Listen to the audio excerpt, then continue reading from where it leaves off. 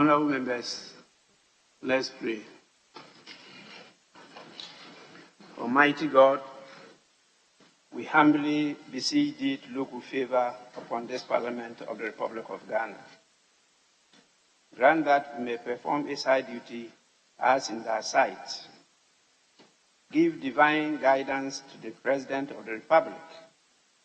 Endow members of Parliament and ministers of state with discernment and vision, integrity and courage, that through the labors of government, this land and people may be well and truly served, and thy good purposes for the common human life be realized in our midst. O God, grant us a vision of our country, fair as it might be, a country of righteousness, where none shall wrong his neighbor, a country of plenty, where evil and poverty shall be done away with, a country of brotherhood, where all success shall be founded on service, and honor shall be given to the deserving, a country of peace, where government shall rest on the will of the people and the love for the common good. Bless the efforts of those who struggle to make this vision a living reality. Inspire and strengthen our people, that they may give time, thought, and sacrifice to speed the day of the coming beauty of Ghana and Africa. Amen.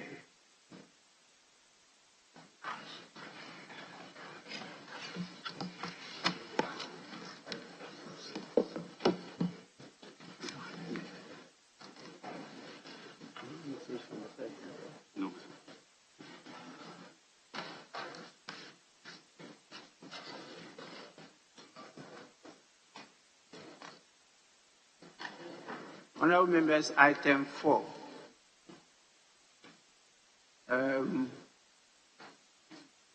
But before we take item 4, my attention has been drawn to the sad news, and I think it's proper we take note and do the customary thing.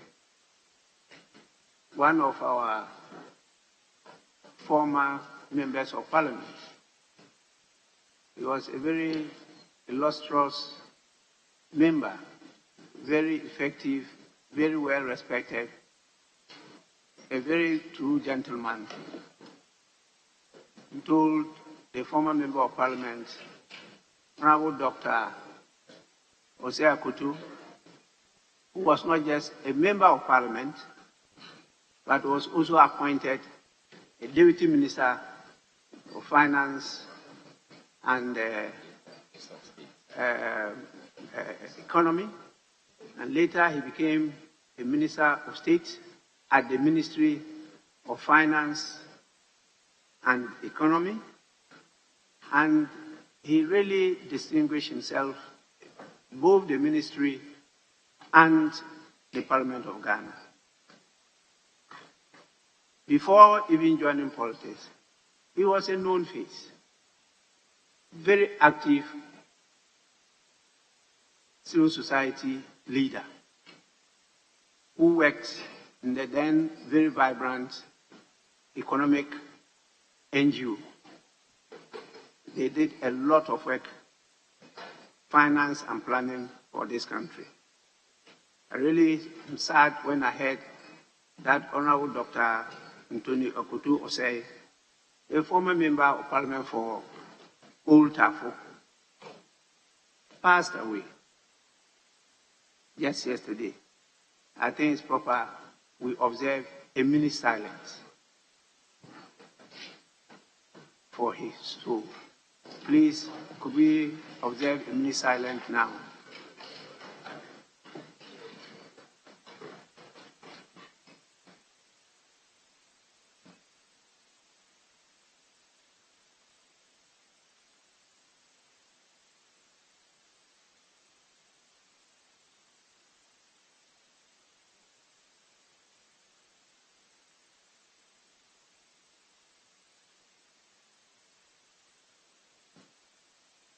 May the soul of the late Honorable Dr. Anthony Akoto Osei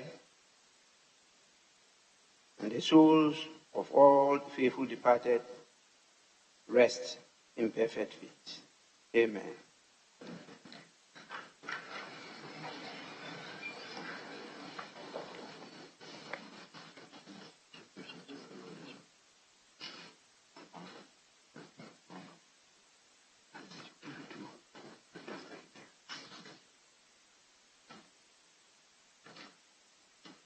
I'm sure leadership will later on submit the appropriate statement to be made as a tribute before the funeral. But I want to assure the bereaved family that we are with them and will play our role and do all we can to assuage the pain of such a shock, not only to them, but to the whole nation. Honorable members, leadership with the Speaker looked at the program, the agenda for the day, and has agreed on a number of items to attend to today. And so through that, I'll be guided in drawing your attention to what should be taken today and what should not be taken today. We will definitely take item 4, which is correction of votes and proceedings and official reports. But I will not take item 5 because, unfortunately, the minister has sent a word that he's been caught up. Unfortunately, he's been caught up in the north. He couldn't get a flight to come. And so those are urgent questions he was prepared and agreed to come and attend to. But he had to go to attend to something. And I'm told by leadership, he has even put this in writing. And we will not be taking those urgent questions. So let's start with item 4, correction of votes and proceedings and official report.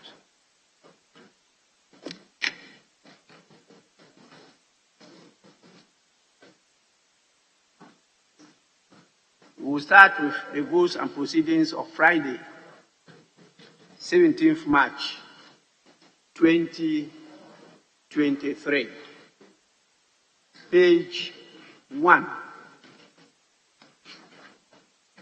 Page 2. Page 3.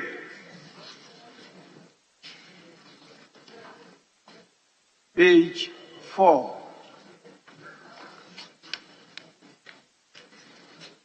Page 5. Page 6. Page 7. Page 8. Page 9.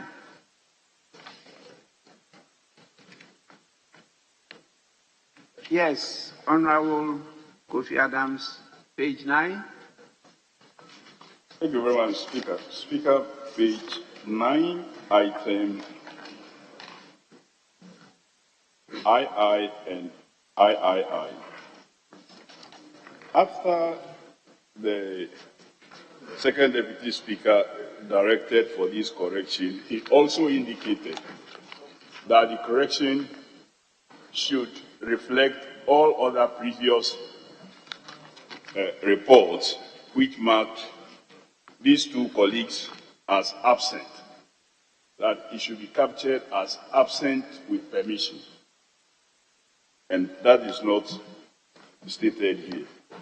That's Honorable Dauda Collins, Alhaji Estibisaf, and Muntaka Mohammed Mubarak Aswasi, which will capture all other votes that capture them as absent to absent with permission because they were on an official assignment.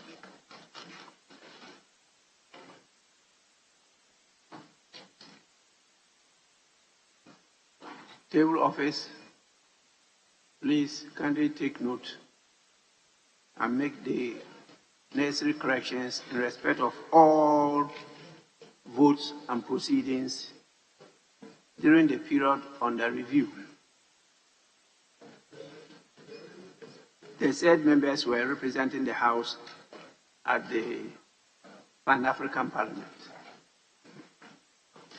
Page 10.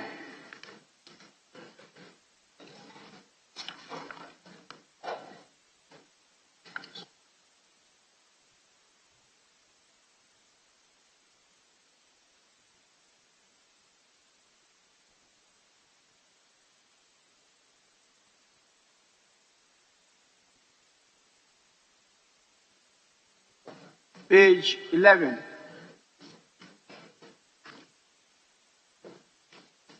Page 12.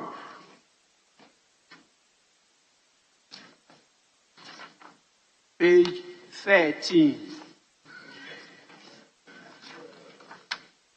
Page 14. Page 15. Sorry, page 14. The honourable member for Adentan. Yes. Thank you, Mr. Speaker. Mr. Speaker, page 14. Finance Committee has been spelled C-O-M-M with a 6, figure 6. So committee is C-O-M-M-I-T-T-E-E. The figure 6 there. Thank you, Mr. Speaker. Yeah, table office, just immediately under supplement at page 14. The spelling of Finance Committee, attend.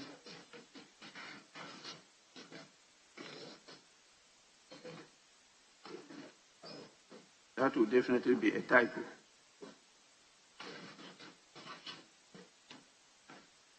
Yes, honourable members, the votes and proceedings of the 23rd sitting held on Friday, 17 March 2023, are adopted as corrected as the true record of proceedings. We will move to item 7. Item 6 will be taken later by the First Deputy Speaker. Item 7. At the commencement of public business,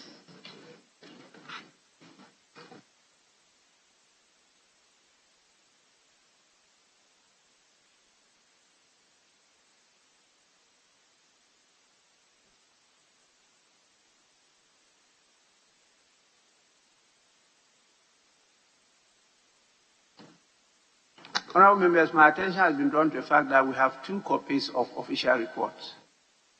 I don't know whether members have. I think we have to correct that before we move to item 7. 2 copies. One dated 16th November 2022 and the other 17th November 2022. Any corrections?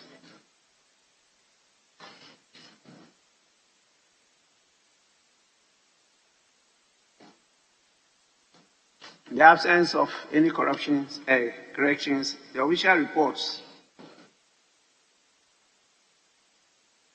of 16th November 2022, which was on a Wednesday, and then Thursday, 17th November 2022, are adopted as the true record of proceedings of those days. So now we can go to item 7 at the commencement of public business, presentation of papers. The following papers to be presented: 7A, Yes, Majority Chief Whip.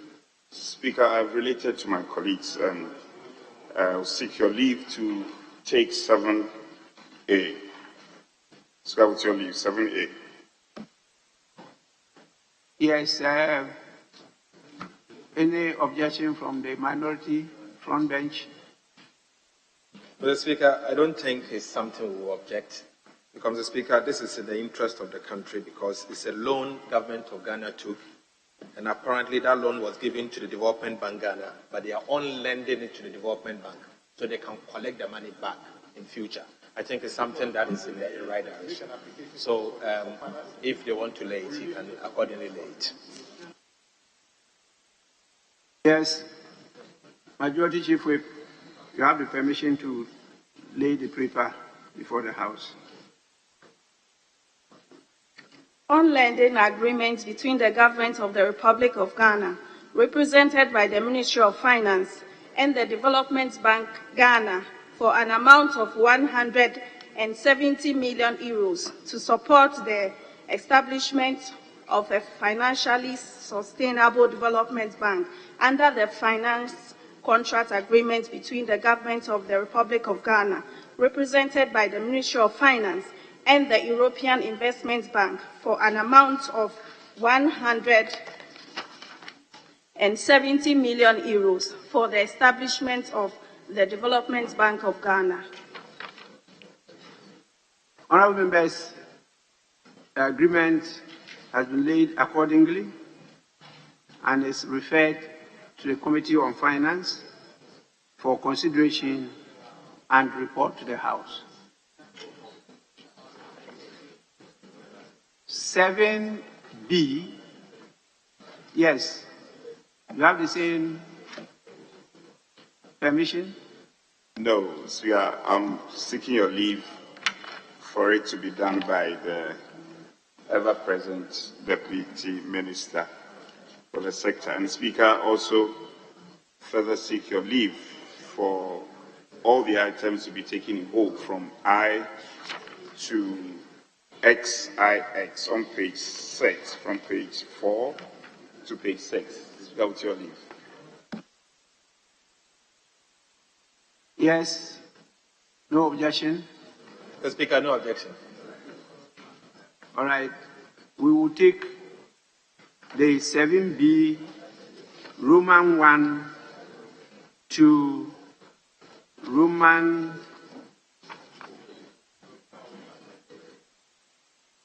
19 with one bow laying all the 19 documents. So please, Honorable Deputy Minister, you may do so now.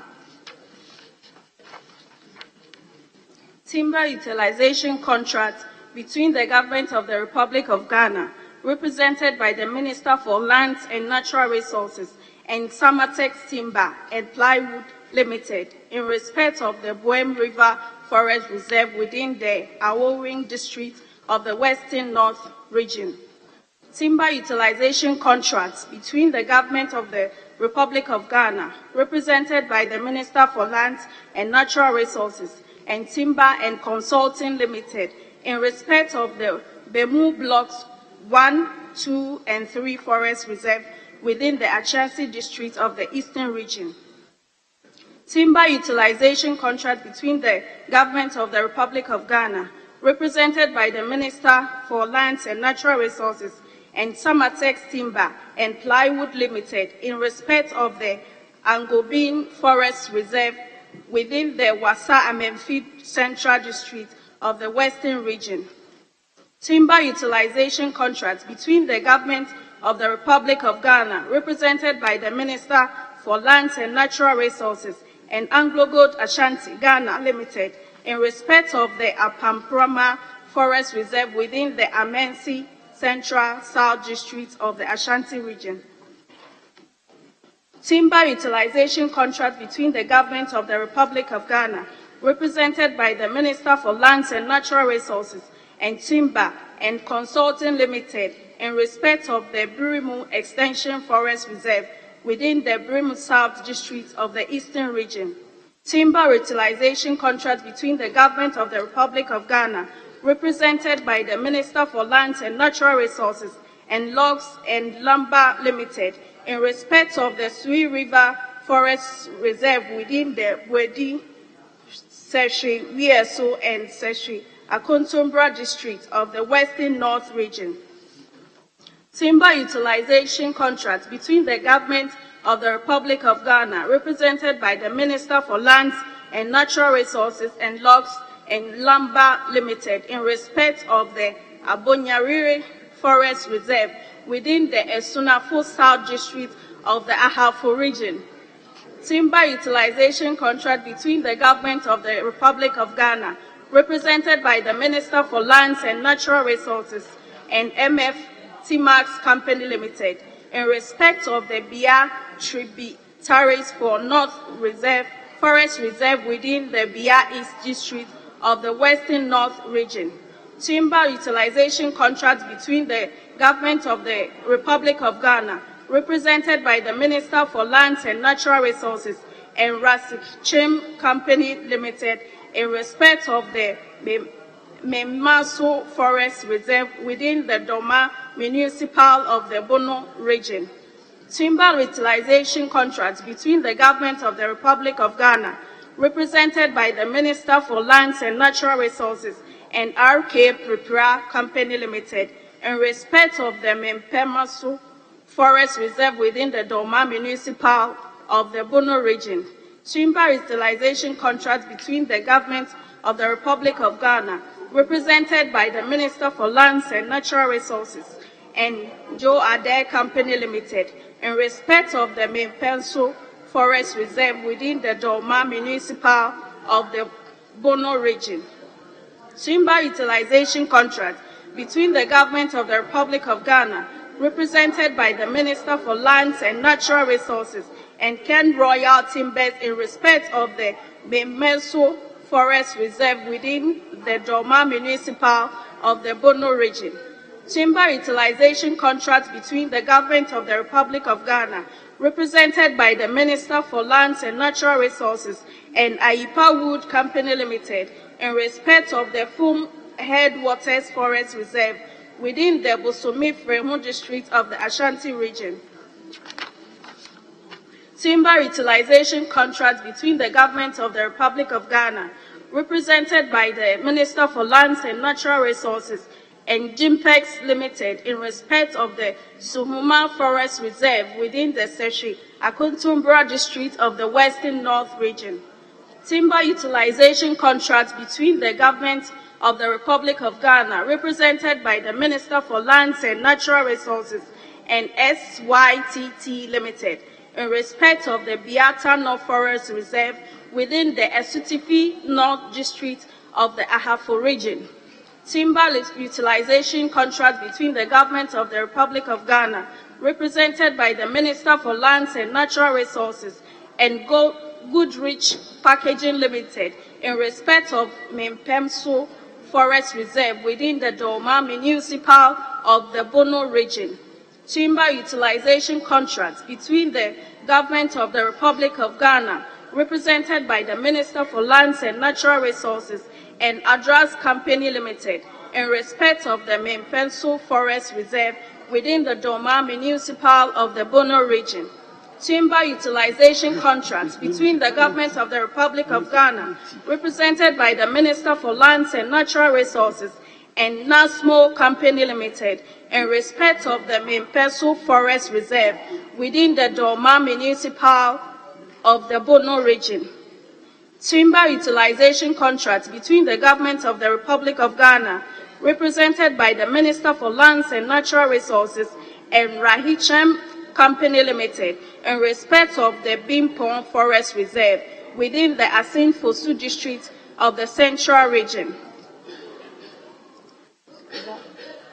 Honorable members, the 19 timber utilization contracts as captured at pages 4, 5, and 6 of today's order paper as item 7B are all referred to the Committee on Lands and Forestry for consideration and report to the House. I want to add that the Climate Vulnerability Forum Group, particularly the chairperson, Honorable Dr. Mafu, should be part of the committee in the consideration of this matter.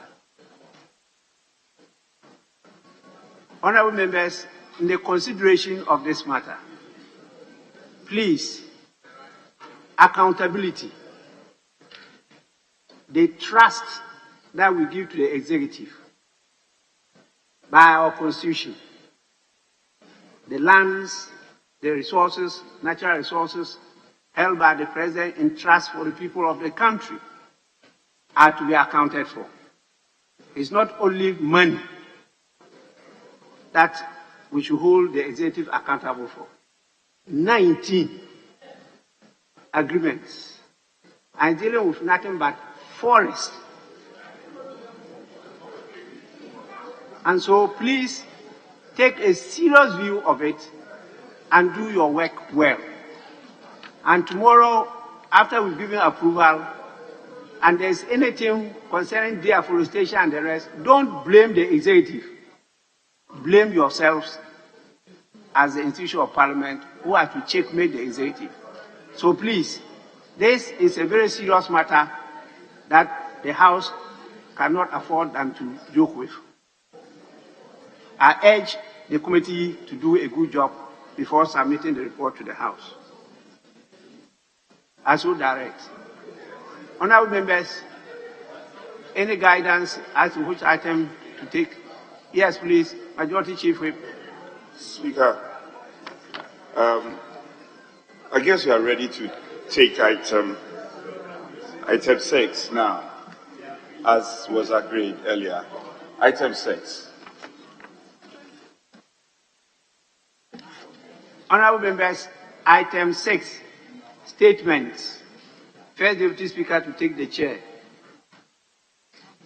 Statements. I am informed that the Honorable Deputy Minister for Lands and Natural Resources has a statement to make on the International Day of Forests 2023. So, Deputy Minister, you may do so now.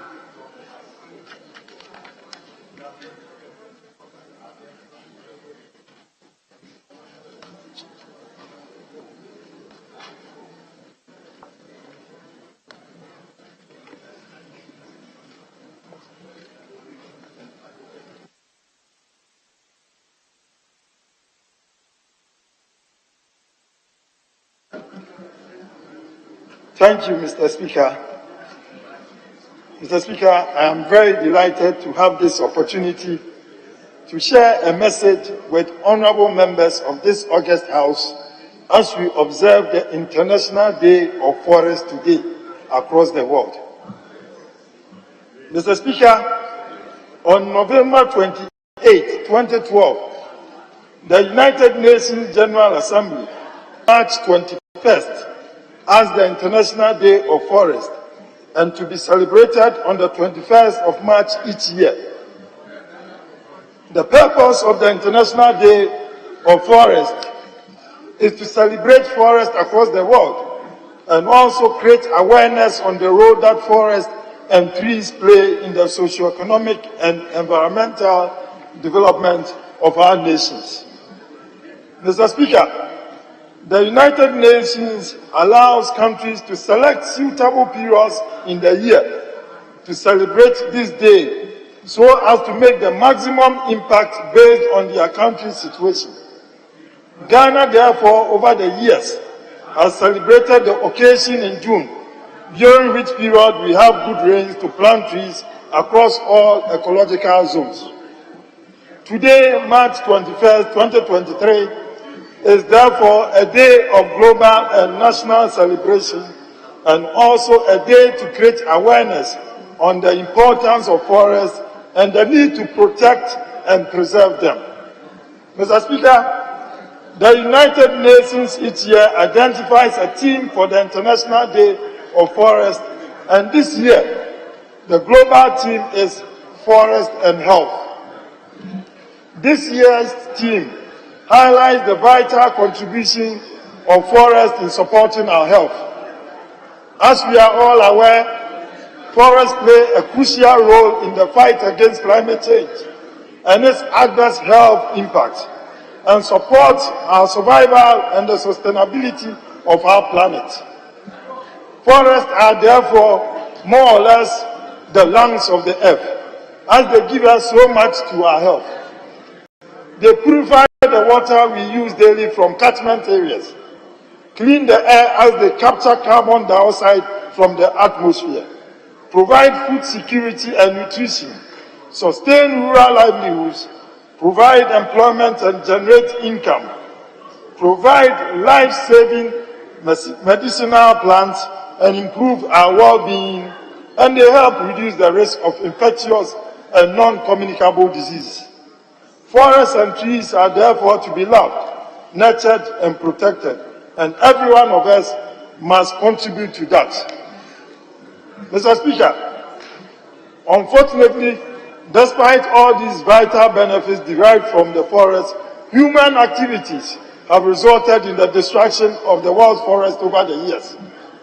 According to studies conducted, the major direct causes of deforestation and forest degradation in Ghana are agricultural expansion, particularly for cocoa and other cash crop production, illegal logging and illegal mining, unsustainable harvesting of wood for firewood and charcoal production, uncontrolled bushfires, population increase, and infrastructure development pressure. Mr. Speaker, Target 15.2 of the Sustainable Development Goals, SDGs, therefore, enjoins us to halt deforestation, restore degraded forests, and substantially increase afforestation and reforestation globally. Pursuant to this, His Excellency Nana Addo Dankwa Akufo-Addo's led government has embarked on a series of interventions to reduce the threat of deforestation and forest degradation and contribute to global efforts to fight climate change and its adverse impact on livelihoods. Mr. Speaker, as we celebrate the International Day of Forests today, it is worth to mention some of the flagship interventions undertaken by the Ministry of Lands and Natural Resources to address the challenges in the sector. Mr. Speaker, the flagship Green Ghana project, which was introduced in 2021 by His Excellency the President of the Republic as part of an aggressive national afforestation reforestation program to restore our degraded landscapes, is one of the initiatives to mark today's International Day celebration. Since the introduction of this project, over 30 million seedlings have been planted across different landscapes in the country. The 2023 edition of the Green Ghana Day will be launched by the President of the Republic next month, and a target of 10 million seedlings will be planted on June 9th, 2023, the Green Ghana Day. Mr. Speaker, I would like to take this opportunity to congratulate you, Mr. Speaker, the members of Parliament, and the staff of the Parliamentary Service for ensuring that what was planted in 2021 and 2022 on the premises of Parliament are all surviving to this day. Not a single one of them, Mr. Speaker, has withered, and that shows your exemplary leadership. I would also like to use this opportunity to appeal to Ghanaians and the international community to embrace and support the 2023 edition of Green Ghana, just as you have demonstrated high enthusiasm in the previous years. Mr. Speaker, other major interventions include the National Alternative Employment and Livelihood Program that was launched in 2021 to create sustainable alternative jobs for mining communities, landscape restoration, and small-scale mining projects. Ghana Forest Investment Program, Ghana Cocoa Forest Red Flags Project, the Share Landscape Emission Reduction Program, voluntary partnership agreement with the EU to address illegal wood exported to the EU market. And Mr. Speaker, I would like to mention that today the timber utilization contracts that were laid today is in fulfillment of this partnership agreement with EU to ensure that it is only legal timber is traded in Ghana. Mr. Speaker, the above measures mentioned are yielding some positive results.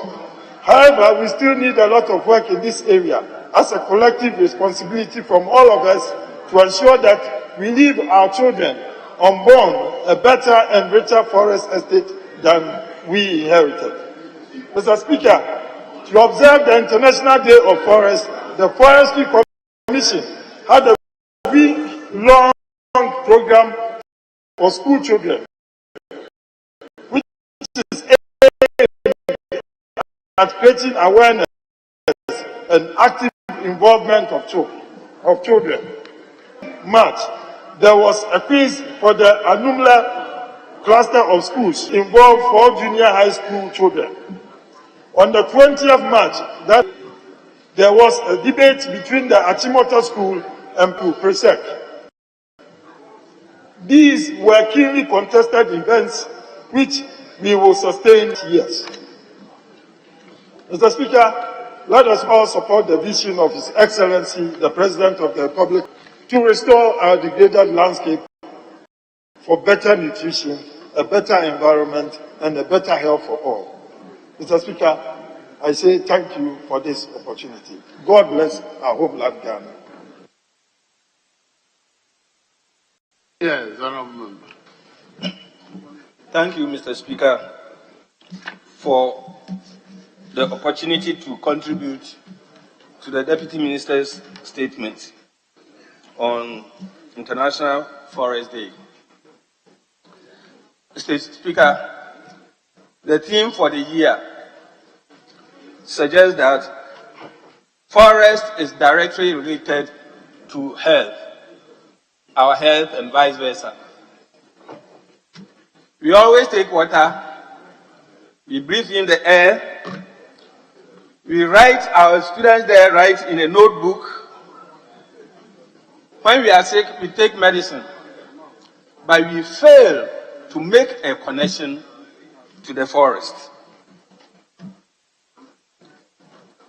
Forest provides us with poverty alleviation, and most of the sustainable development goals are achieved through forest conservation.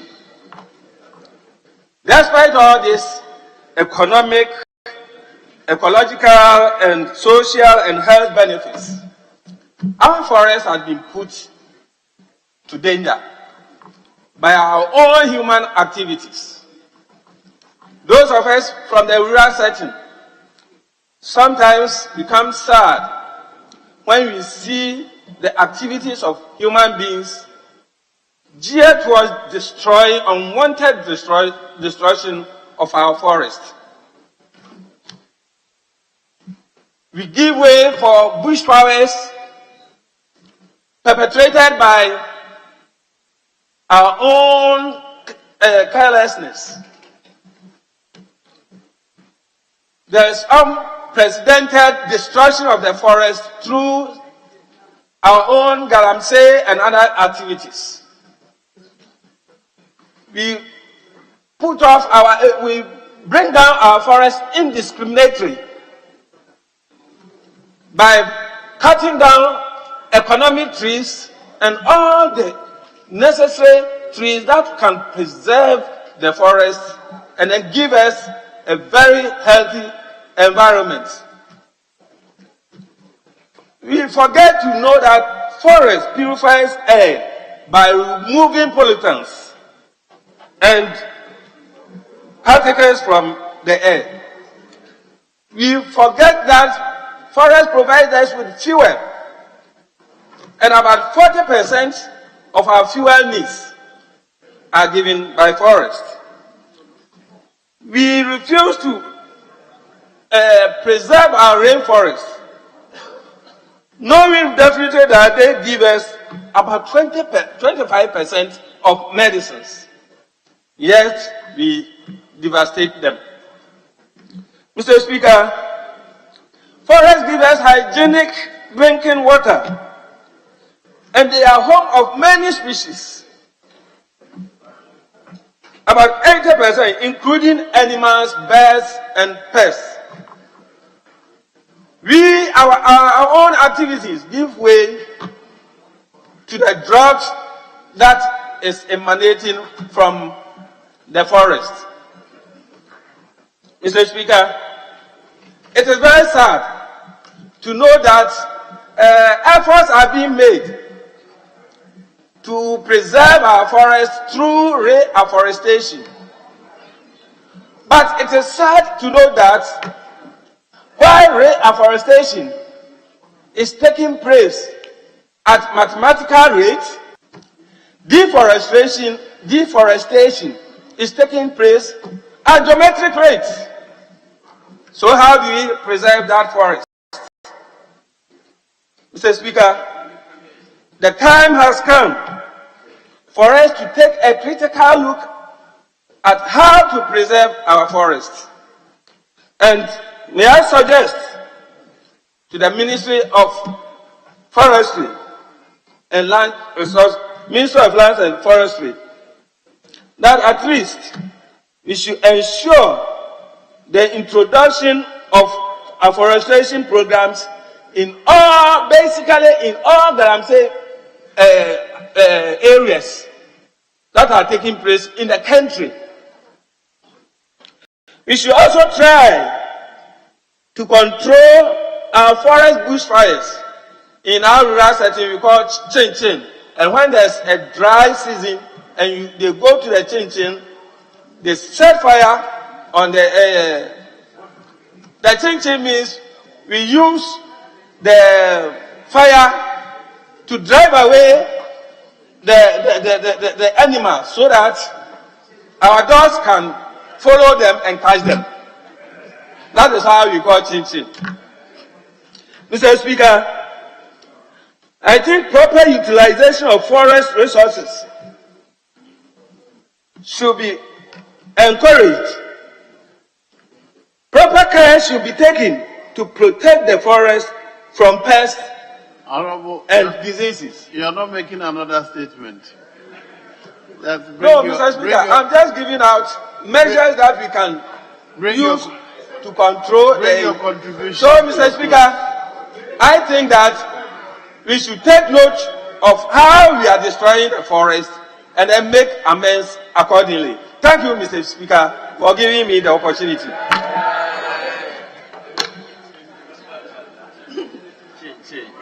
Yes.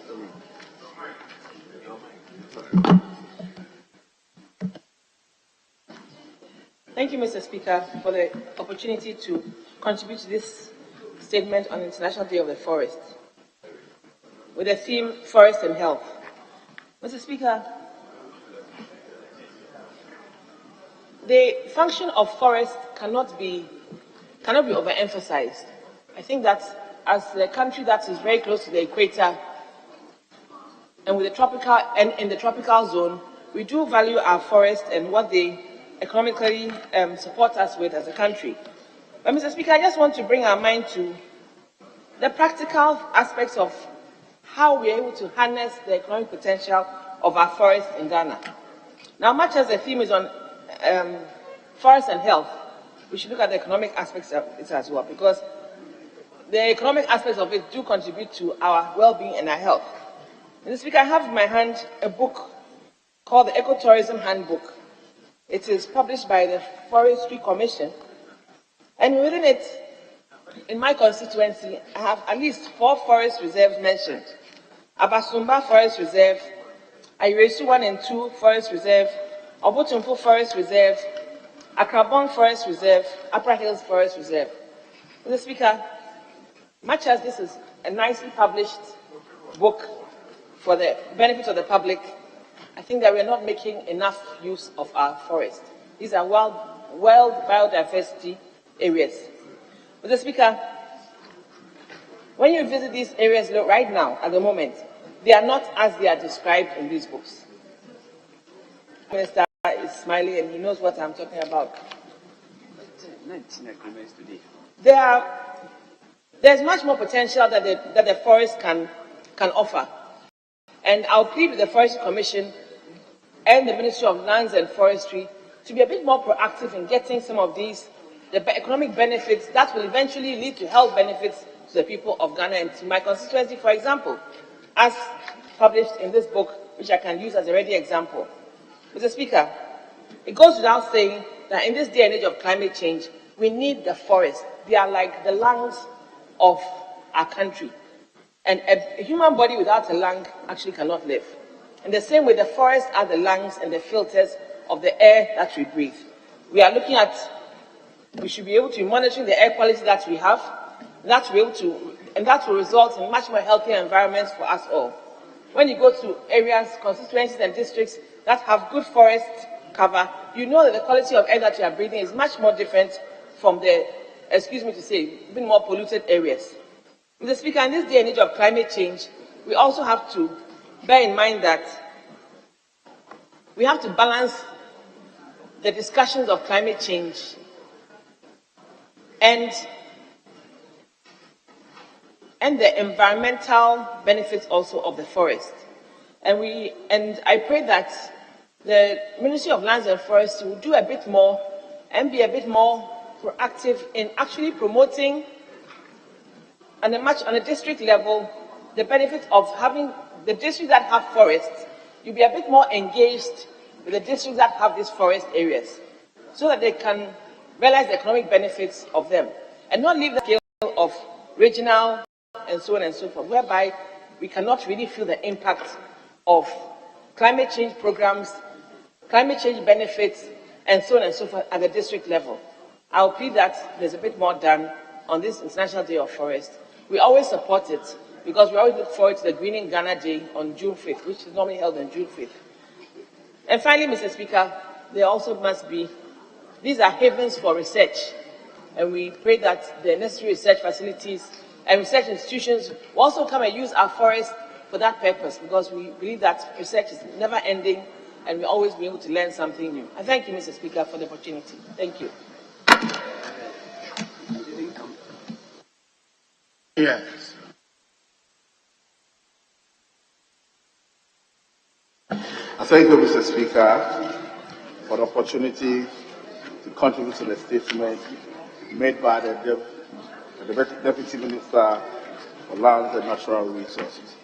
Mr. Speaker, the other contributors have indicated to us the importance of forests and how we need to maintain and manage our forestry. Mr. Speaker, not to go back on it again, but also remind ourselves of certain data and some of the triggers that are affecting our forestry, plantation and all other things. Mr. Speaker, in a document by the Wildlife in 20, it states that we've lost, or we have about 1.6 million part of our forest of hectares of our forestry out of 8 million hectares that we have since 1990. Mr. Speaker, that's scary. It's quite not exciting. Moving from 8 million to 1.6 is worrying, and it calls for an action that we all have to take to ensure our forest reserve. Mr. Speaker, the maker of the statement indicates to us some of the issues that are causing these problems. And he mentioned illegal logging, illegal mining, unsustainable harvesting of wood for firewood, charcoal production, uncontrolled bushfires, population increase, and infrastructure development pressure on our forestry. Indeed, my senior colleague made Chichino, which in the villages You will see us moving our chichino. We are running around with fire trying to catch some rats. As my senior brother sometimes will say, he's a big rat. In all this, Mr. Speaker, we all need to work in achieving this. So the maker of the statement, indeed, appeal to all of us that coming 2023, the Go Green or Green Ghana, we must all participate in it. We must all take active part in ensuring that we plant a single tree everywhere we find ourselves. And Mr. Speaker, in conclusion, the Speaker also appealed to us to help support the President's vision by ensuring that we restore our degraded landscapes for better nutrition, a better environment, and a better health for us all. It is upon us to ensure that we support these for our own life, because they say if the last tree dies, the last man is also gone. I thank you, Right Honorable Speaker. Yeah. Thank you, Mr. Speaker.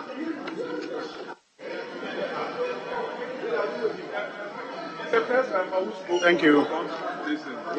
Thank you, Right Honorable Speaker, for the opportunity to contribute to the statement marking International Day of Forest. Mr. Speaker, the statistics is known to this House as far as our performance when it comes to the preservation of our forests is concerned. And so I will not bore ourselves with recounting the statistics. Mr. Speaker, what is important, however, as we mark this day, is to deepen consultations and engagement with local communities that live along these forest reserves in the country. Because no policy or program has ever successfully, been implemented without the buy-in and support of local people. And so, Mr. Speaker, I urge that government, through its programs and projects, deepen consultations and engagement with local communities living in these forest communities. Again, Mr. Speaker, I hope that we will use this day to rededicate ourselves to the fight against some of the known drivers when it comes to deforestation. For example, illegal mining, otherwise known as galamsey. Mr. Speaker, it is regretful that over the years we have seen or heard rhetoric and pledges of the need for all of us to commit to the fight against this canker. Unfortunately, Mr. Speaker, the evidence shows that these pledges just remain rhetoric. Only recently, a former minister of environment, who was actually the leader of the interministerial committee to fight against this key driver against the preservation of our forests, made the claim that people even at the Jubilee House are involved in this canker of destroying our forests. Mr. Speaker, again, civil society was quite disturbed only recently when the president had cause to himself, almost clear a company that was caught by the minister himself to have been engaged in mining in a forest reserve, when our laws clearly stipulate that these reserves are no-go areas for mining companies. So, Mr. Speaker, I hope that the celebration will not just be characterized by flowery presentation of speeches like the Deputy Minister has beautifully done, but it will also be backed by some level of commitment in ensuring that the drivers of deforestation are tackled effectively. Mr. Speaker, in conclusion, I wish to call on the government to, on this day, give the people of Ghana four things. Mr. Speaker, for example, I hope that the executive will reconsider its position on EI 144 that seeks to declassify the Achimota forest, the only green belt that we have in this country. Mr. Speaker, as a show of commitment to the celebration of International Forest Day, I call on His Excellency the President to reconsider his position on declassifying the only forest reserve in the capital city, the Achimota Forest, and, if you like, revoke EI 144, Mr. Speaker. That is the first, present His Excellency the President can give the people of Ghana on International Forest Day. Mr. Speaker, I also will appeal to His Excellency the President to, through finance, assist the Forestry Commission to pay the arrears of men and women who have committed themselves to supporting the nation through the afforestation program, the government's afforestation program. They have committed themselves, they have spent sleepless nights, sometimes in the sun, planting trees and nurturing these trees. And for many months, they have gone unpaid. Mr. Speaker, I hope that the President on this day will direct that these arrears be paid to these men and women who have dedicated themselves to supporting us plant trees across the country. That is the second request, Mr. Speaker. The third request, Mr. Speaker, is that I hope that the government again will support the Minister for Greater Accra in his determined effort to protect our Ramsaya sites. Mr. Speaker, when the Minister declared the war against encroachment on Ramsaya sites, it received popular support from the people of Ghana. Unfortunately, the fire that the Minister began with seemed to be quenching, and the reports that we are getting don't seem to give government or put government in very good light. So I pray that the Minister of Lands and Forestry, together with the President, will support the Greater Accra Minister to ensure that our Ramsaya sites are indeed protected, because that is what is expected. And finally, Mr. Speaker, I find it ironic, but I hope that this House will live up to its expectation. I find it ironic that on International Forest Day, Mr. Speaker, this House on the order paper has about 19, forest concessions that are to be ratified. Mr. Speaker, it is my hope that when we finally, as a committee, begin to look at these concessions, we will be guided by the principle of sustainable preservation of our forests and not self-interest. I hope that every concession that does not deserve to be ratified will not be ratified by this House after we do our consultations. I thank you for the opportunity. Honorable Western Major. Thank you very much, Mr. Speaker. Today, which is the International Day of the Forest, is very significant. Mr. Speaker, we all know that forests have a lot of health benefits. It helps with our climate change actions, support water bodies. And even today, it's very important when your sovereign ratings are being gauged because of ESG, environmental, social, and governance issues. So forests are key for the development of our own nation. Unfortunately, when it comes to Ghana, one of the key problems that we've had over the years is that we are told that a lot of our forests were actually built or planted on mineral reserves. Unfortunately also, you see that a lot of our political actors continue to make statements that continue to fuel people to misbehave. When my brother was speaking from the other side, he made mention of the issue of Galamsey.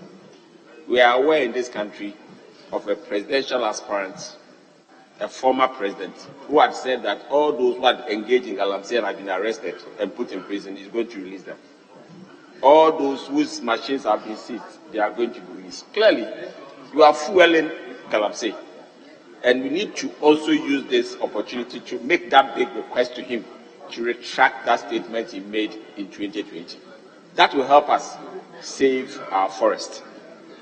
Mr. Speaker, we also know that one of the biggest challenges we have with our forest has to do with the issue of bushfires, the management, and that is one area I believe that we need to continue to engage communities in this whole business of saving our forest. We also have the issue of illegal chainsaw operators. And that is also very important that we continue to fight that one as well. Last but not least, Mr. Speaker, is the over-centralization of our permitting system that we have in this country, whether it's for mining, whether it's for forest management, whatever. Too much over-centralization. So there's always a disconnect between the communities and the operators in this sector. And it becomes very difficult to manage and control them. And I believe that that is one area we need to look at. We have to find new ways of decentralizing the permitting system that gives power to people to mine or to cut the forest or to use these forests in this location. So, Mr. Speaker, without much ado, I believe that there are a few things that we can do as a country to be able to sustain our forests and also to make sure that when we are looking at all the benefits, we can crystallize them. One of them is that when it comes to forests, we've still not been able as a country to crystallize the carbon credit system, where we can see the immediate benefits of keeping our forests to generate money to support our economy. In that case, we can use that as a basis to also dissuade people from investing, from cutting down the forest or destroying the forest. I believe that our carbon credit system should be firm, and we should be able to find a way to encourage it through our finance companies and the rest. Secondly, I also do believe that we've started the tree planting days. It's 1 day, but if you look at the rate at which our forests are being destroyed, I propose that we should do it 2 days in the year. So if you're able to do 10 million, we'll get 20 million. If you're able to do 20 million, we'll get 40 million. Because one thing that the whole country have come to support it. And I believe that taking 2 days of the year to do this will be very fantastic. And we'll be able to grow more trees as quickly as possible. Doing so, I believe that we are also looking at people who are also doing some private plantations and then community plantations. Unfortunately, when you plant a tree in Ghana, it becomes the property of government. The Speaker, and I believe that is not encouraging enough. We should change the legislation, or we should have some kind of immediate policy to encourage people with some percentage of how much government gets from the trees that they plant today. Because most of the time they plant a tree today, might harvest it maybe 20 years or 30 years. They should be able to benefit. Their families should be able to benefit. If it's planted by the communities should be able to benefit financially for us to be able to do that. So, Mr. Speaker, I believe that since the issue of Galamsey came up again as part of the solution, this House should be able to support us to cut or destroy these excavators. Because every time the issue is that big men have been investing in Galamsey.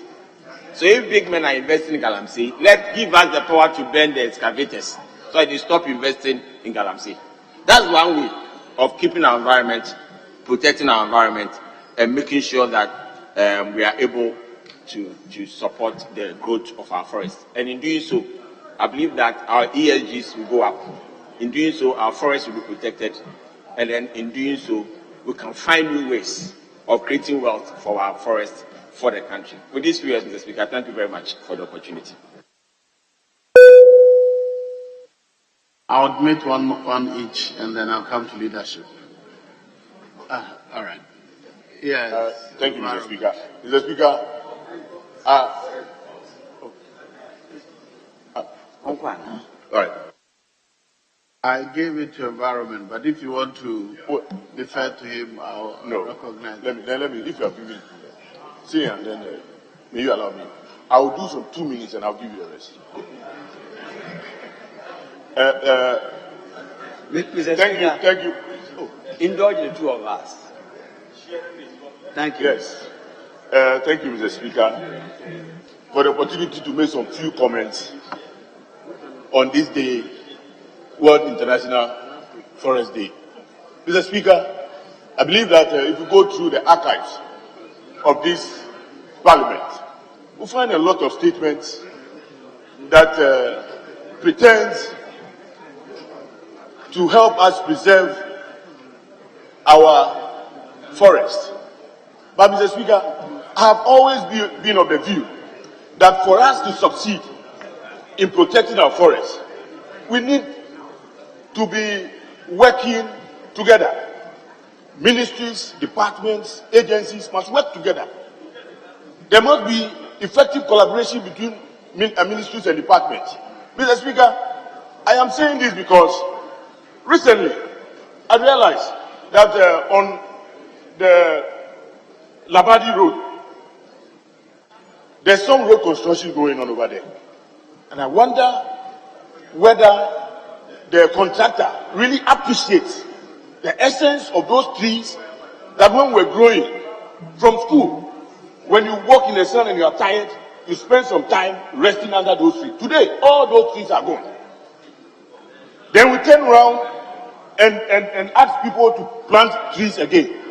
Mr. Speaker, along Zenith College, the same Labadi, recently, the Electricity Corporation contracted people to, just move into homes and then start destroying trees that were planted and taken care by people.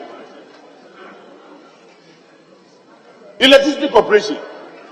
I believe that if the Ministry of Natural Resources, Forestry and Natural Resources, if they were to be working hand in hand of energy, for them to really appreciate why we have to plant trees, I don't think that will happen. Because what I see is that, yes, it is an arrangement between ministers, but then the technical people who are involved in the work itself do not, because they are not involved in the various discussions that go on. Mr. Speaker, if we want to succeed, if we don't want to move 4 steps and then 10 steps back like we are doing, if we really believe that we want to preserve and improve this environment of ours by planting trees and protecting them, then we should do better. Because what we are doing now is just like when it is time for days like this, we come, issue statements, we all talk, but we go and sleep. Mr. Speaker, even here, before that building that is not being used that was put up, we had trees that we used to rest, we used to sit under. Mr. Speaker, I always tell colleagues that if you want to experience the importance of trees, spend a night, sleep under a tree. You will realize that even the dreams you have under the trees is different. Very, very different. Will be refreshing than even in your room where you have your air conditioning. Honorable, have you slept under a tree before? Sorry? Have you slept under a tree before? Yes, Mr. Speaker. I'm a village boy. And you experience different dreams. You have because you take in a clean air, good oxygen, and then the trees will take your carbon dioxide, and therefore no contamination, and the brain functions very well when you get when you inhale a good air, uncontaminated air, and that is a fact, Mr. Speaker. So, Mr. Speaker, my concern is that yes, we make all the statements, we appear and we pretend to be solving the problem, but behind our backyard we turn around and destroy trees and create problems for ourselves. Mr. Speaker, with this, I will treat all of us. To enhance ministries and departments, so that at least ECG will not be doing another thing, whilst Ministry of Roads and Highways is doing another, and then the Ministry of Lands and Natural Resources also pretending to be planting trees. Thank you, Mr. Speaker. Yes. Honorable Deputy Minister. Thank you, Mr. Speaker, for the opportunity to comment on the statement. Mr. Speaker, I will navigate my comments such that it will not provoke debate, because statements are not supposed to provoke debate, and therefore I will navigate such that it will not provoke debate. Mr. Speaker, forest is an ecosystem. It's a complete ecosystem that's so interdependent on each element or each unit of the ecosystem. it looks like we are concentrating too much on the trees. Meanwhile, the animal and the other species aspect of forest is very important because it constitutes the entire ecosystem, a complete cycle that when you break a point of it, it ceases to be a cycle. And that is why my concern is about the manner with which we log the tree species. The way we do it, we end up destroying some of the juveniles or the young trees that are coming and even affect the other species. And therefore, when we really want to do preservation, sustainable preservation, rehabilitation and expansion of the forest, we must look at the forest as an ecosystem. Mr. Speaker, that is why I think that the committee, the select committee, must take cognizance of the national sustainable policy of forest preservation, rehabilitation and expansion. There should be an evaluation and monitoring by the committee, holding the ministry and then ensuring that such a policy is fully implemented. And they should be able to hold the ministry and check and control what we are really doing in this country, the culture, the tradition that some of us as young ones went through, where you could not even cross a river by wearing your shoes or your sandals, where you are scared of getting close to a river. The respect that we gave to forests and even our riverbed, we know the sources of our riverbeds. And therefore, I think that, Mr. Speaker, we should take this issue very seriously and navigate the challenges through the national policy. The minister, as he spoke with the statement, I was expecting that issues from such a national policy should emanate in his statement. Mr. Speaker, it is not by accident that the framers of our constitution also said such timber utilization contract should come to this house. It is because we want to regulate and manage. And after such contract, I expect feedback from the ministry that they should report to this house telling us the execution of such contract, the content of such contract after we have looked through and given them the go-ahead to award them. Are they executing it in accordance with the content of the contract? And these are some of the things that inform us going forward. I would suggest that you also try and practice co-management. Anytime we want to do sustainability of natural resources, co-management strategy is very important. And co-management strategy is where you try as much as possible to delegate responsibility and tasks to add the stakeholders around you who can also help you to manage it. I think that today is a very good day, and as we move ahead with it, Mr. Speaker, I want to advise that let's look at forest as a complete ecosystem and deal with it as such. I thank you for the opportunity. Now I'm at leadership. Very well, yes. Thank you very much, Mr. Speaker. Mr. Speaker, I rise to support the statement made by the Deputy Minister for Lands and Natural Resources. And in doing so, I wish to thank him for the statement, which in my view seeks to draw attention to how our forest is being managed in this country and the consequences of our mismanagement of our forests. Mr. Speaker, the benefits that we derive from forests is enormous, some of which have been identified by the minister and other contributors, and therefore I do not want to go there, but to look at how we have managed this important asset as a country.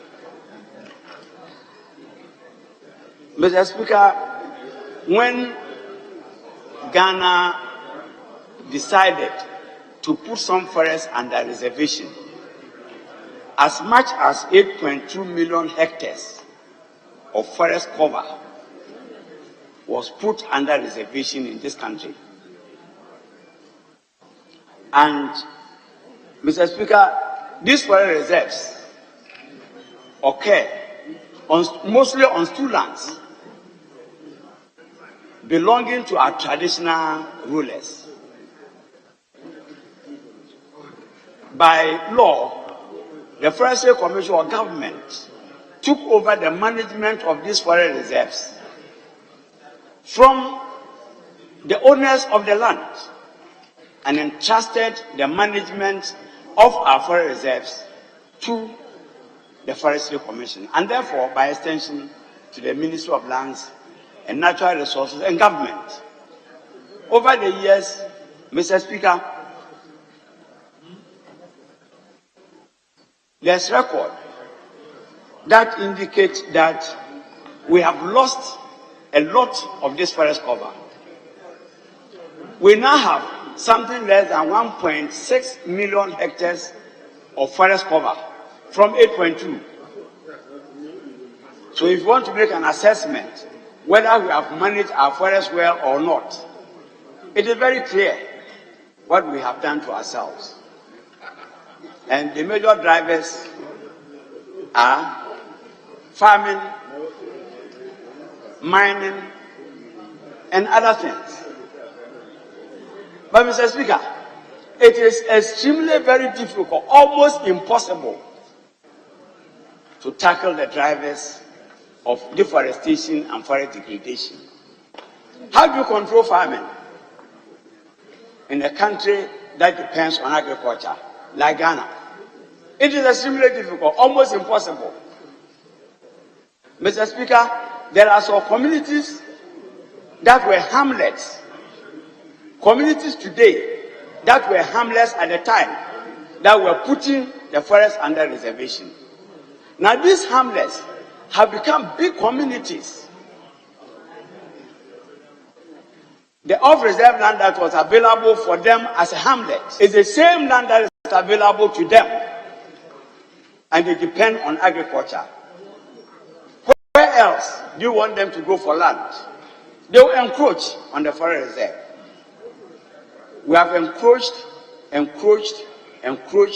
and now we are down to less than 1.6 million hectares of forest cover in the country. What we need to do, Mr. Speaker, Galamsey, we started talking about Galamsey years ago. We are still talking about Galamsey. Mr. Speaker, I can assure you, 20 years to come, 30 years to come, this parliament will still be talking about Galamsey. It won't go anywhere. It's a matter of livelihood. People are not getting jobs, but they must survive. Those who live along the coast, they go into the sea to fish. So those who live along the forest will venture into the forest for their livelihood. Mr. Speaker, this is the bare truth.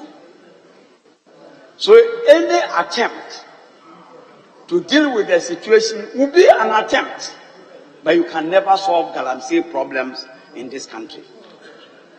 You can't solve chainsaw operation in this country. Mr. Speaker, my father who tends a tree in his farm, he identifies wawa on his farmland, takes care of the wawa tree. It grows up to become a timber tree.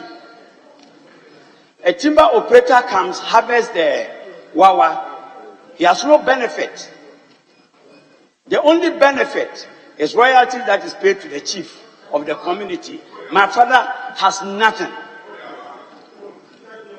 So what do you expect my father to do tomorrow when he identifies wawa on his farmland? He will cut it. That is the bare truth of the matter. So, Mr. Speaker, in a situation like this, in a circumstance like that, what you need to do as a country is to embark upon aggressive tree planting or tree growing. plantation development. That is the answer to the problem. That is the solution. Elsewhere, that's what they have done. I had the benefit of traveling to Australia, where they do bauxite mining. Forests, natural forests were cleared, but they have been redeveloped. You go there, they show you the artificial forest and show you the natural forest, and you are attracted to the artificial forest. That is how things are done. Forest is a renewable natural resource. We can renew it. What we lack, Mr. Speaker, is that we are not resourcing the agencies that are supposed to build our forest back for us. We are not resourcing them. If you take the budget of the Ministry of Lands and Forestry 20 years back, and you identify the sums of monies allocated or approved by this House for the ministry to be used for plantation, and you assess how much was released, you'll be surprised how insignificant what was released is to the ministry. How do you expect the ministry to function? How do you expect Forestry Commission to build your forest back for you when you are not resourcing them? Mr. Speaker, we'll continue to do the talk shop. There may not be any action. If it is talking we want, let's talk all the time. But if we want to see the trees planted, Mr. Speaker, let's look at resourcing the agencies or the ministry responsible for planting our forests back for us. There are some actions. I support the suggestion made by Honorable Suhini that you don't access to embark upon plantation development to build or renew our forest, and then you cut down a natural forest. They don't gel, they don't sit well. If you want people to plant, leave the natural ones. Don't deliberately cut. The Achimota forest must be left. You should not touch it. It should not be willed forever to people. And therefore, Mr. Speaker,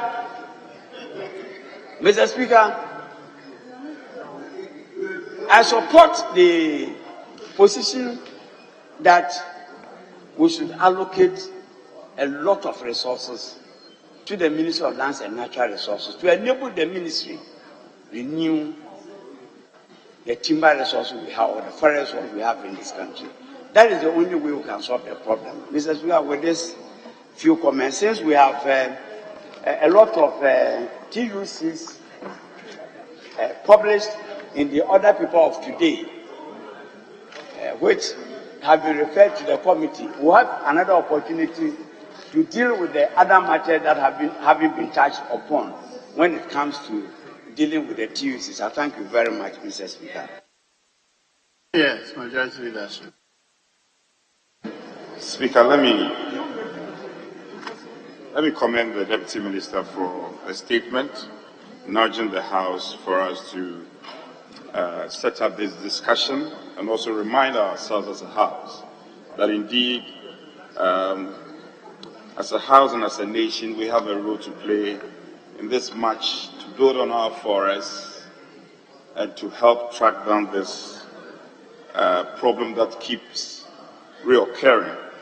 Speaker, let me clear just a few things. The utilization lease, timber utilization lease that was just laid, and I'm sure the committee will look at matters in proper context. I'm reliably informed that it's in fulfillment of an EU partnership agreement with the country, also ultimately ensuring that we trade in legal timber. So don't take it on its face value. It's something that is very important, and I hope that the committee will do some deeper work on that. So that, at the risk of being repetitive, let me say that more often than not, the narrative has been at the top. The narrative has often been at the top. Accra boardrooms where we talk about forests, planting of forests, and adding on to the number of trees that we have. What we should be doing is to be able to decentralize it. We have a decentralized policies as a country. But on this forest plantation, I don't think that we have well or effectively decentralized this. Because if the district assemblies are well involved in this exercise, we shouldn't be coming to be talking about forest losses at this time.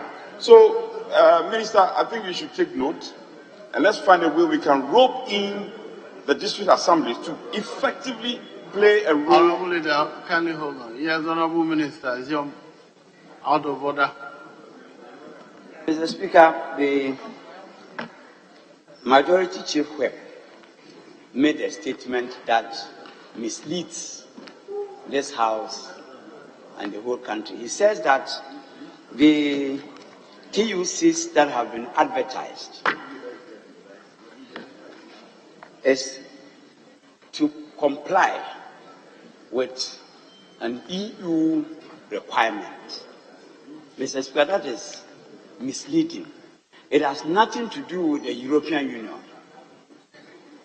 It has rather to do with the Constitution of the Republic of Ghana. It has to do specifically with Article 268 of the Constitution. Mr. Speaker, with your permission, if I may read. Mr. Speaker, any transaction, 268(1), any transaction, contract, or undertaking involving the grant of a right or concession by or on behalf of any person, including the government of Ghana, to any other person or body of persons, howsoever described, for the exploitation of any mineral, water, or other natural resource of Ghana, made or entered into after the coming into force of this Constitution, shall be subject to ratification by Parliament. So it is in fulfillment of Article 268(1) of the Constitution, has nothing to do with EU. I thank you very much. Yeah. I'll proceed, except to say that my respected colleagues you also know, I'm not limiting myself to the constitutional provision alone. I'm also saying that there is also a partnership. Of course, the constitutional provision takes precedence, and I respect your position. It takes precedence over any EU partnership. That is a statement of fact, and I'm not in agreement with you. So we have to watch our decentralization exercise. If the assemblies are really, really working, we shouldn't be having these discussions today. So the minister should ensure that it's done.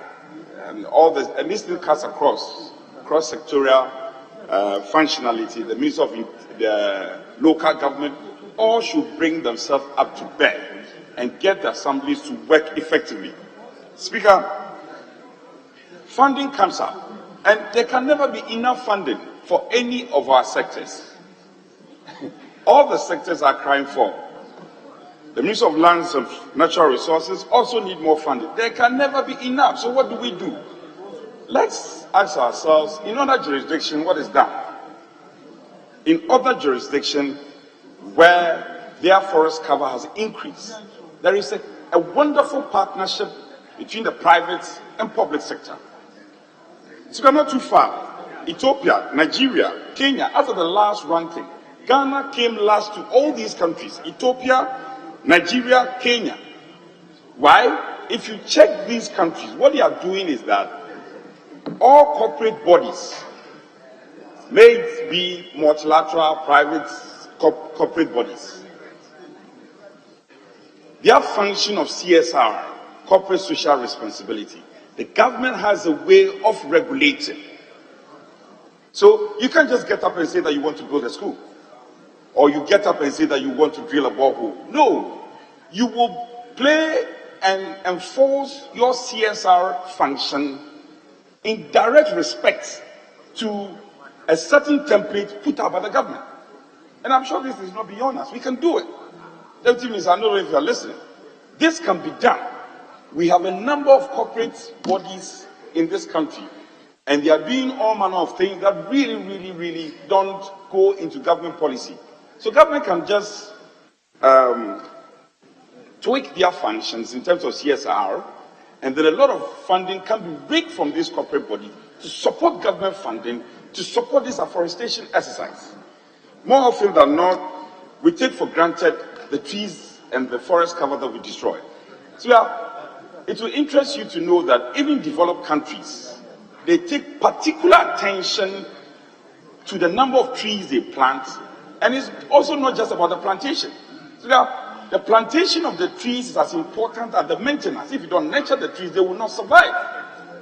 So, Speaker, Deputy Minister, I saw part of your statement. You made reference to a number of trees you've planted. Good enough. But you should have also given us some information on the ones that you've been able to maintain, the ones that are lost out. Because a number of the seedlings were lost out. I think if we do that, then we'll be doing a good retrospection and for us to see our way clear.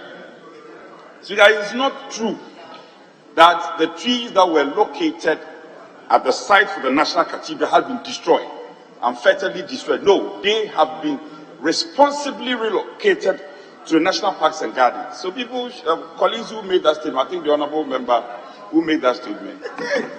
You don't know.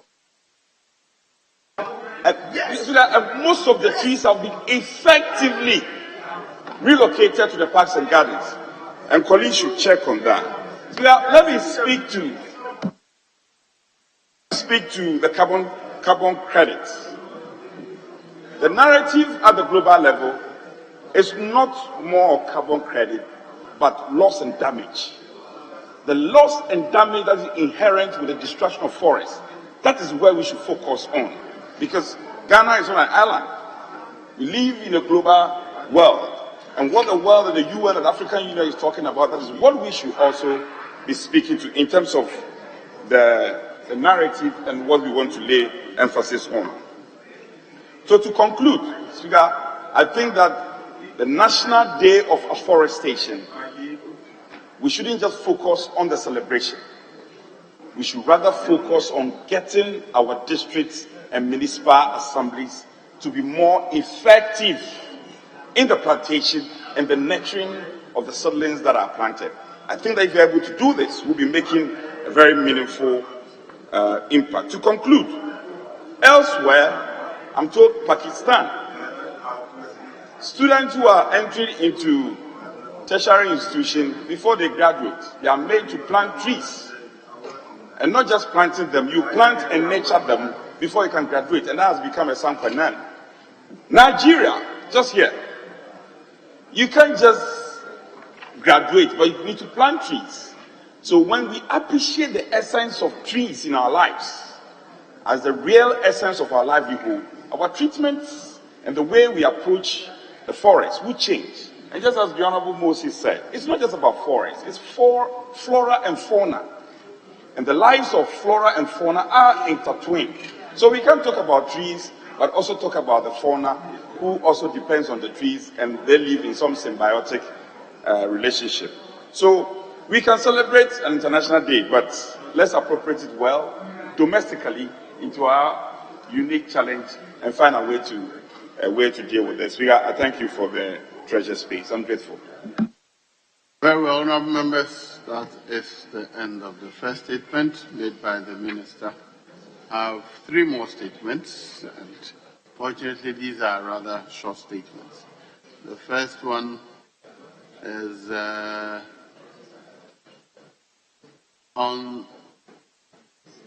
in honor of the official report, Hansard. Honourable Zanito, you have two statements. I'll put you to an election. We'll take only one today. So which one would you want to do today? The oversight or the Hansard? Right, Honourable Speaker, the one on the Hansard, please. On the Hansard. Very well, you may do so now. Thank you, Right Honourable Speaker, for the opportunity to make a statement in honour of the Hansard Department of the Republic of Ghana, the Parliament of the Republic of Ghana. The official report, which is referred to as the Hansard, is a verbatim transcript that reports in a clear and concise manner on everything that is said on the floor or in the committee in line with Standing Order 34.2, which reads as follows. An official report entitled Parliamentary Debates containing the debates of each sitting of the House, which shall be as nearly as possible verbatim, shall be prepared under the authority of Mr. Speaker. Standing Order 34.2 is based on Article 120 of the 1992 Constitution, which establishes the publication of a contemporaneous report of proceedings. Although the Hansard is supposed to be an accurate record of proceedings on the floor, some corrections are made in order to ensure the substance of the debate is not lost. Mr. Speaker, one may ask for further clarification on the importance of such a report. The verbatim report is of high importance for the following principal reasons. Firstly, given that all members of Parliament carry a mandate given to them by their constituents to represent them on the floor, these need to have evidence of what, on behalf of their people, happens on the floor of Parliament. Secondly, parliamentary debates also serve as instruments for the interpretation of laws.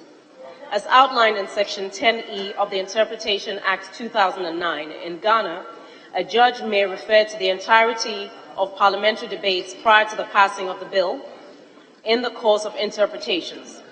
Lastly, the Hansard also serves as a historical archive. Some examples of important national events that have been captured therein include the Declaration of Independence, the swearing-in of heads of state, and the visits and addresses of various dignitaries. The Hansard Department of Parliament works assiduously to provide timely, accurate reports of the happenings on the floor.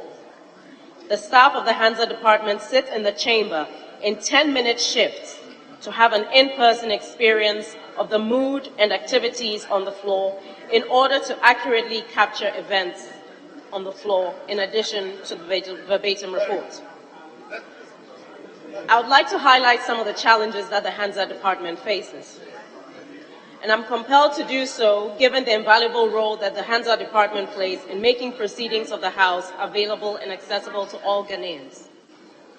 The current working conditions and resources available to the department are challenging, to say the least. I wish to express my profound appreciation to the unseen hands that keep the accurate recording of parliamentary archives. Mr. Speaker, the official report department is currently facing grave challenges that are hindering their day-to-day operations. The challenges range from lack of adequate logistics and equipment to therefore resulting in low motivation of its staff. With reference to the equipment constraints, the department is confronted with outdated hard and software. According to reports, all the central processing units for the batch of Dell computers procured in 2018 to enhance the department's performance are currently defective. In addition, reporters lack basic equipment such as overhead earpieces and foot pedals. Some officers in the Hansard Department do not have access to television sets for the purposes of monitoring proceedings in the chamber. Furthermore, the internet access and cell phone reception in the basement are erratic, therefore leaving the department detached and isolated from the dynamic reality of proceedings on the floor. In line with the software challenges, it's reported that the department is in deficit of a modern software for page planning for its work. Such software, for example, MS Publisher and Adobe InDesign, allow for planning of the pages of the final report to give a prototype of the final look of each page, in line with international practices. Presently, the department relies on Word 2019, which, as a matter of fact, is meant for word processing. Referring to even more challenges that the department encounters, one that's worthy of mention is the lengthy validation process prior to the tabling of the Hansard. At present, the department readily delivers each Hansard by the end of the following day. However, following this application, a report of the document is subsequently submitted to the Office of the Clerk for validation. Lamentably, receiving feedback takes multiple days due to the busy nature of the schedule of the clerk. In view of this, Mr. Speaker, the validation process must be reviewed to allow for a more rapid tabling of the reports before the House. Mr. Speaker, with regards to the staff of the Hansard Department, if the staff neither feel appreciated nor fulfilled in the execution of their responsibilities as members of staff, and if their working conditions are not improved, the motivation will plummet, and even more so, the House will feel the effects of an inoperative and ineffective official report department to the detriment of the Parliament of Ghana. Recommendations. Finally, Mr. Speaker, with the current government's ambitions to digitize and digitalize, we must not leave out departments and public institutions that contribute to facilitating operations, especially the Hansard Department. We must invest in state-of-the-art equipment to keep up with the counterpart Hansard departments within the Commonwealth and beyond. The Hansard Department hopes to contribute more meaningfully to the growth and development of parliamentary democracy. In the nearest future, the department has laid out a set of goals, including, for example, the digitization of all previous issues of the Hansard, starting from the 1950s, the digitization of all previous issues of verbatim reports on the public hearings of the Public Accounts Committee and the Appointments Committee in the Fourth Republic, and the production and publishing of documentaries on the history and development of the Hansard in Ghana. Mr. Speaker, as the principal budget controller of Parliament, your input and support are highly required in this particular venture. The Parliamentary Service Board and the Clerk to Parliament, who's the principal spending officer of this institution, are hereby petitioned to please support the Hansard Department.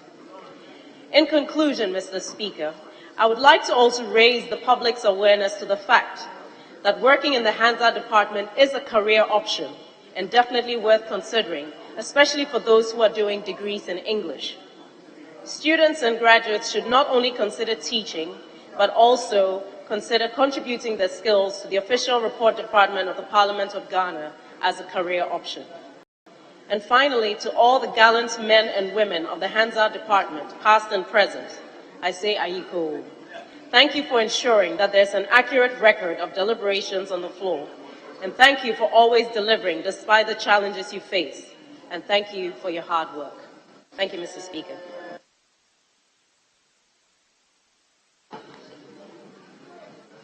Where's the minority, former minority? You said you wanted to contribute to this one. Very well.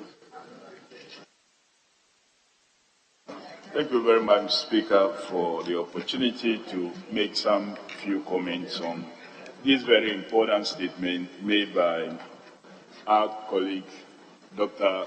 Zaneto Ajuman-Rawlings. Speaker, it's mostly said that persons are able to identify problems that affect others and talk about them and ignore what sometimes concerns and affects them directly.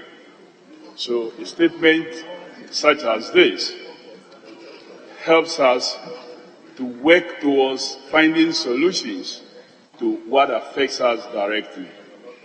Hansard, and for that matter, official reports as stated, is the records of proceedings that happens in this chamber. And Mr. Speaker, it's very clear that sometimes, many years after you've left this chamber, your comments, your statements become reference points for even the future.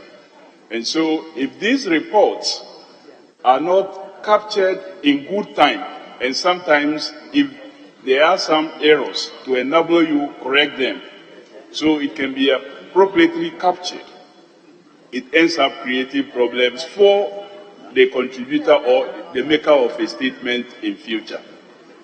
In this challenging situation that those who work in this department face, they are doing their best, as the maker of the statement said. But if there is any way that we can help quicken the pace that they work, so we can get these reports even in good time, whilst the memory of members is still very fresh as to what was said, it helps a lot. it's inappropriate, Mr. Speaker, to still, in 2023 March, still be considering reports from 2022, because sometimes the memory of members may lag. And in some instances, the member who made a particular statement may not even be immediately present, and others who listened to that member may have forgotten what exactly the member said.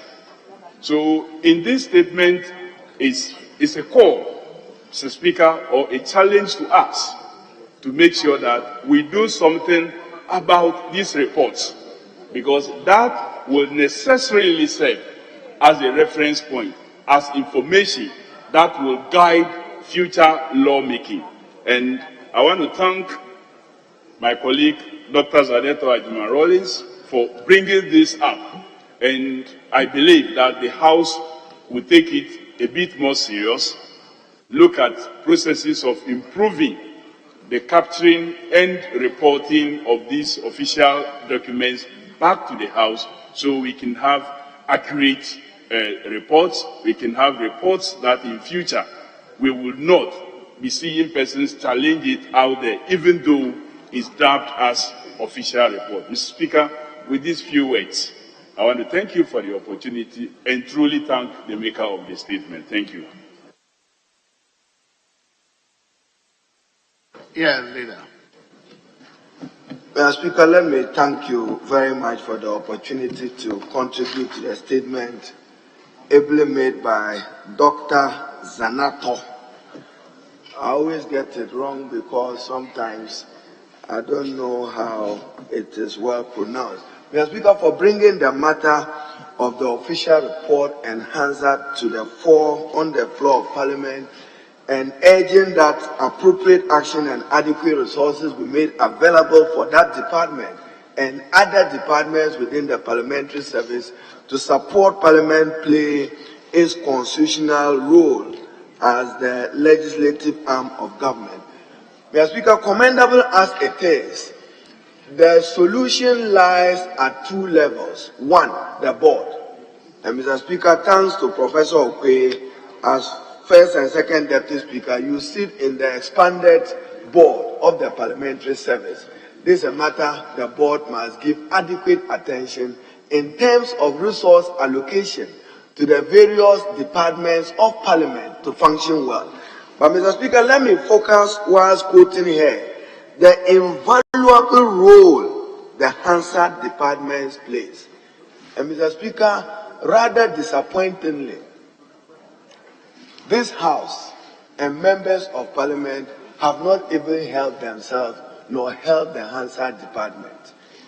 The official report of Parliament and Hansard ordinarily should be an important academic reference document, not just a reference document for members of Parliament for what we say and what we seek to deny in the future. It is also an accountable document. When I say accountable document, the available leader, Whip, when he was in opposition, said many sweet things, including what will attract voters to vote for his party. The Hansard is a record check of accountability for him. And the things that he said, things he prefers to do, that he is unable to do, which amounts to a betrayal of the public trust. So, Mr. Speaker, we just finished the debate on State of the Nation address. The other time, we finished debate on the budget. Members of Parliament don't do any good research, including me, Mr. Speaker, including me. That's why I said, rather disappointingly, when we're debating State of the Nation address, all we all said conveniently, and the President said, then we quote a few words and say, hail him. What have you said? If the President said, for instance, I didn't borrow recklessly, I expected that we will prove whether he borrowed recklessly or not. Research can show. Mr. Speaker, another positive for Professor Okwe. So you know that during those days, anytime you made reference to an academic document or report, he will recognize you and listening with you without silence, recognizing that the Hansard. Today, Mr. Speaker, MPs walk away. We say anything, even correction, thanks to the Honorable Okujeto and Dr. Nyako. How many of us pay attention when it comes to correction of the official report? Mr. Speaker, some of the bounded copies that I look back between 2005 and 2008, I've seen worrying mistakes in them in terms of spelling of words. Sometimes a particular word like contract is spelled wrongly, construction, and is repeated. So Hansard, yes, you will get adequate resources, but also your ears here, we need it. How can you spell construction correctly in an answer to a question by a minister, and then the same construction word you spell it wrongly? Like the other time when we were correcting was geophysical. You hyphenated it in one instance, and then in another instance, not hyphenated. That's Hansard. So there are some human errors, avoidable human errors. We are urging the Hansard department. So head of table, we know you are doing well. Mr. Speaker, I'm happy to announce that the Parliamentary Service Board, as you recall, you were part of the meeting both in Senchi and elsewhere, have given approval for the deployment of broadband internet within the presence of Parliament. So I understand that Tech Centrum must be here to commence work. So at least this is commendable of the Parliamentary Service Board headed by Alban Suman Efagbin, the Speaker of Parliament. When that is deployed, we expect that it will improve the work of the Hansard. So, Mr. Speaker, I want to commend, I almost said Z. Mr. Speaker would have asked me to refer to you as the honorable friend, Senator, for bringing this matter to the fore, making reference to the 1992 Constitution and outstanding orders. But, Mr. Speaker, this House must endeavor to make the Hansard what it should be for purpose of parliamentary record. That is why, Mr. Speaker, everywhere in the world, the Hansard as official document, even in the university, Mr. Speaker, if you were editing a thesis, whether for a master's or PhD degree, you could quote the Honorable Edward Bauer, his position probably on independent power producers. And then Mutala, who is sitting by him, I know he's struggling to have a PhD. Not struggling, you soon have it. Who is now looking for a PhD, must demonstrate that he has research at his fingerprint. So, Mr. Speaker, my disappointment is that this Parliament and members of Parliament are not doing enough to support our debate with detailed research findings. The President comes here and says 1D, 1F.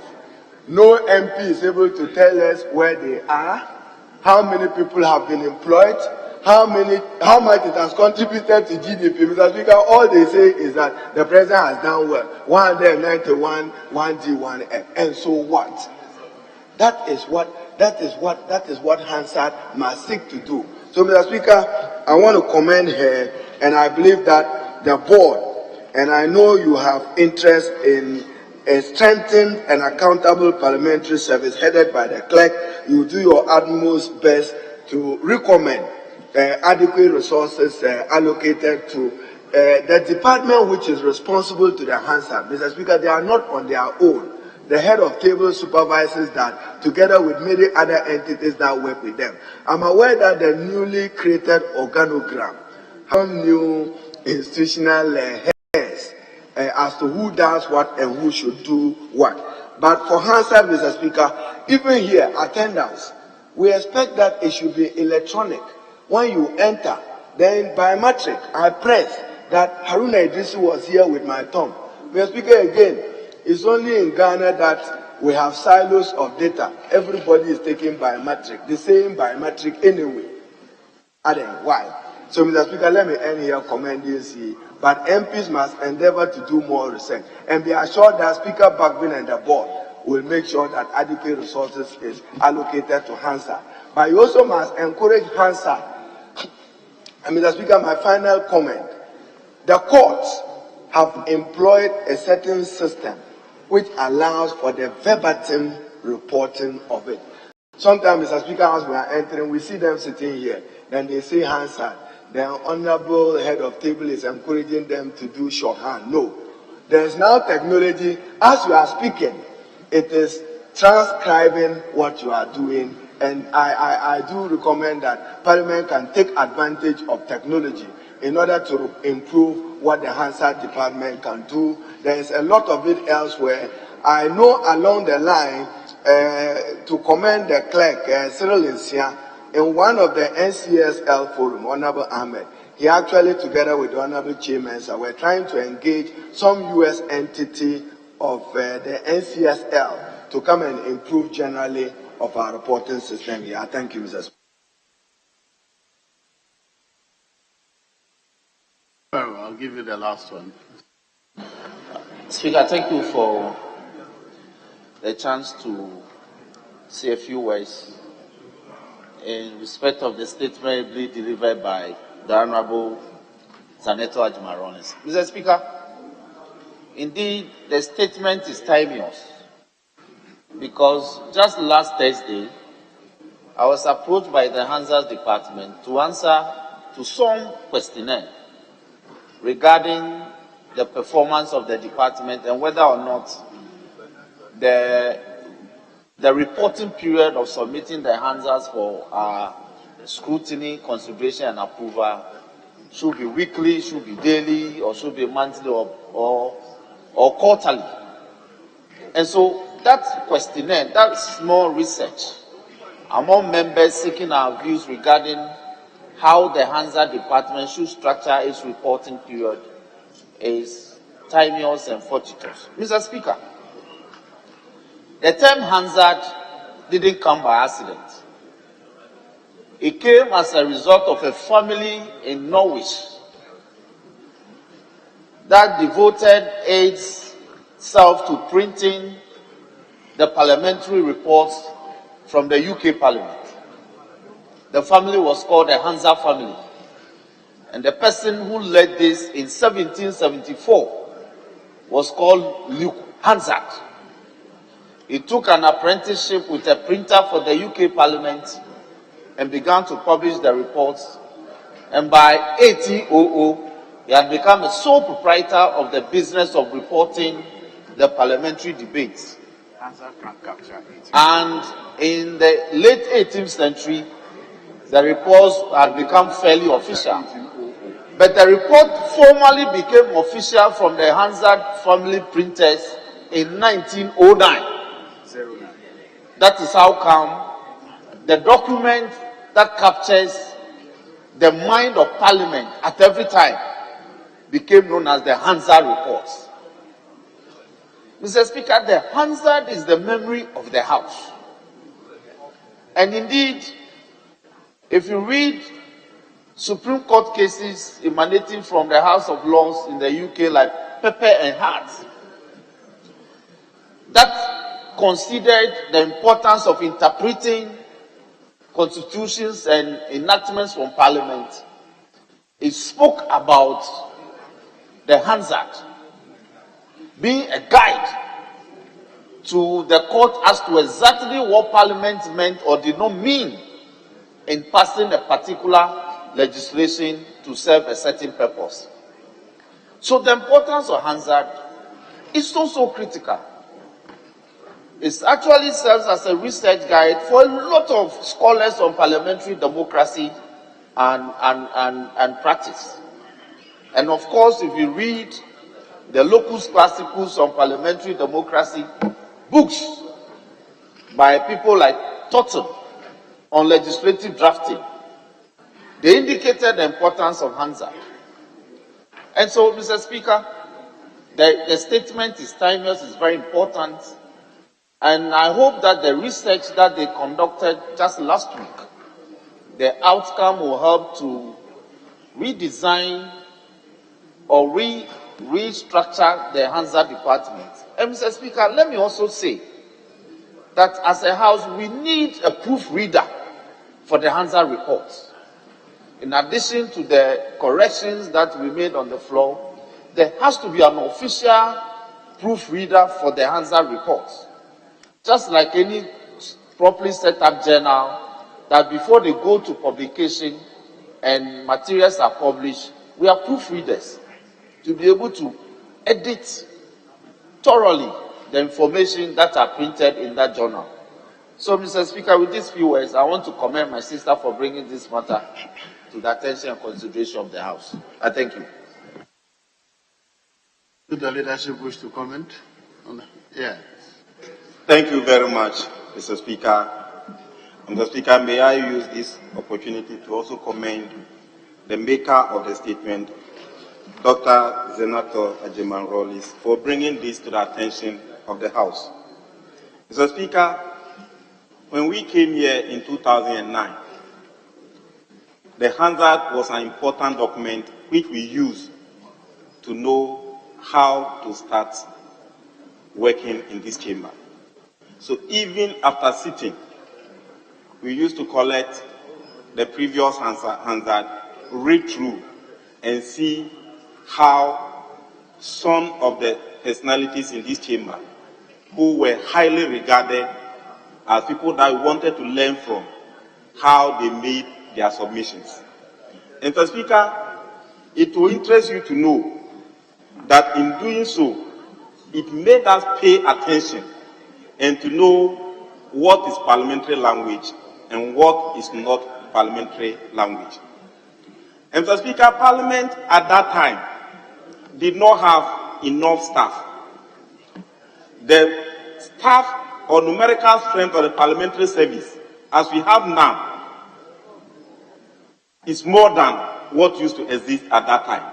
Mr. Speaker, even though there was a skeletal parliamentary service staff in terms of numerical strength, we used to have timely official report and to correct them with the maximum, or if my memory will set me right, some official report even used to come with the votes and proceedings.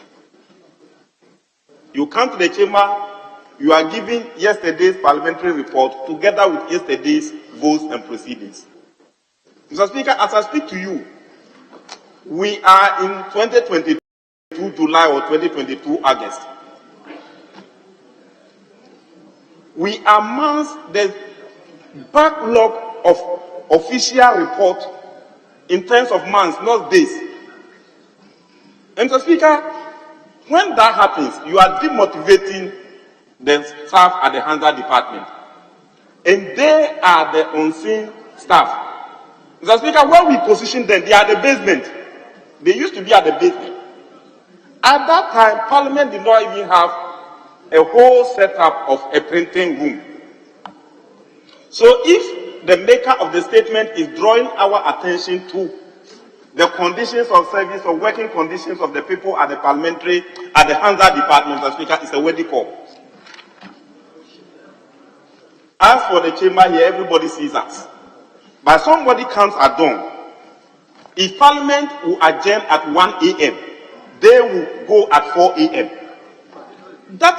This is the stress under which they work. And Mr. Speaker, we rely highly on their official report, whatever they say.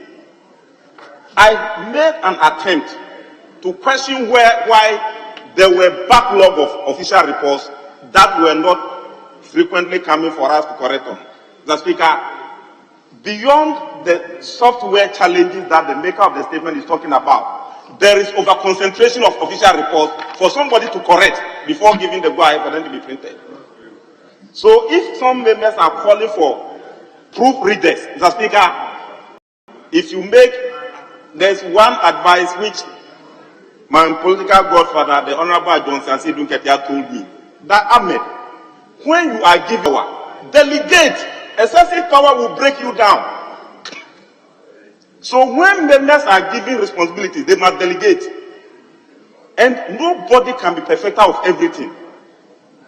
Delegate, give responsibility to people, and it is the duty of this House, Mr. Speaker, as members of Parliament, to correct our own official report. And that is why Order 34 is clear. The Hansard or official report is a verbatim report. So what we say is what you write. We don't say certain things, then you go and correct them, and bring it to us for correction. We have the sole mandate to correct what happens in this chamber. So if we wrongly say certain things, bring the wrong things, and that is, if that is what was said, that is what must be in the Hansard. You don't say because you want to do corrections, somebody must do proofreading, then there will be backlog of Hansard on somebody's paper. Then we will be here waiting for them. Then 4 months time you bring it to us for correction. How can we recollect what happened or the actual proceedings on that day for correction? So it may not be only software challenges like you are saying. Some are manual, some are motivational, some are technology. And I think, Mr. Speaker, you must refer this statement either to the Standing Orders Committee or to the House Committee. This statement must go to a committee so that the committee will go through the challenges. Though we cannot just lament on it like he has done. There are recommendations. How do we make sure that those recommendations are implemented? So, Mr. Speaker, while I thank the maker of the statement, I want to make an appeal to your good self, so that, Mr. Speaker, we don't veer from the good path which we inherited in 2009, where we used to have timely Hansard with only 3 days or 2 days backlog, now to months and months of backlog. So, Mr. Speaker, with this view, I want to thank once again the maker of the statement and to make an appeal to you to refer the statement to the Standing Orders Committee and the House Committee for us to be able to rectify the problem. Thank you, Mr. Speaker, for the opportunity.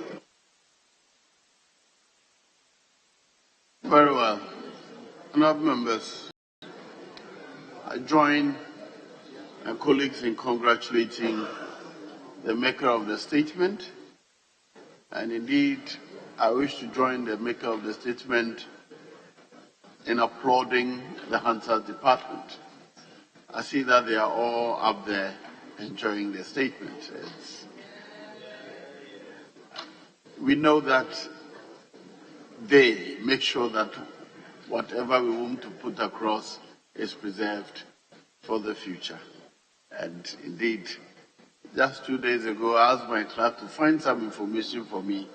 On the contrary, he brought to me my contribution to the statement, State of the Nation, way back in 2013.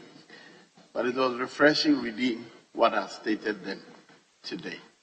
So, once again, I echo to you, the Hansard department. But I also find it, should I say, a bit unusual for the challenges of the Hansard department to be echoed by a member on this floor. It suggests to me that there's some disconnect between the departments and the service or Mr. Clark and his team. I think that whatever challenges they have, Mr. Clark ought to know and ought to be seen to be addressing it. I'm referring particularly to what I underlined here. The current working conditions and resources available to the department are challenging to say the least. I wish to express profound appreciation to the unseen hands that keep the accurate recording of Parliament's archives.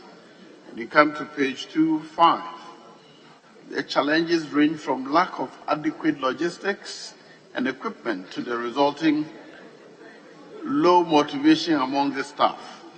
With reference to the equipment constraints, the department is confronted with outdated hard and software.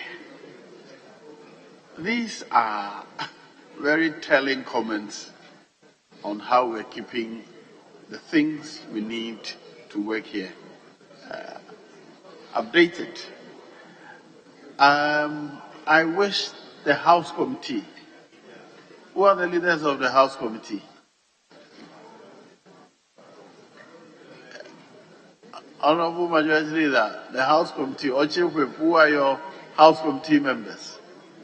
I wish to refer this statement to them to work with the Hansard department and ensure that they generate a report which will go to the Parliamentary Service Board so that the equipment challenges they have, the lack of internet connectivity or sustained connectivity they have will be dealt with to ensure that we have an efficient Hansard department. But once again, congratulations, the Hansard department, and thank you, Honorable Zanito, for your statement. I'll move on to the next statement. Is by the Honorable Member for Ada constituency.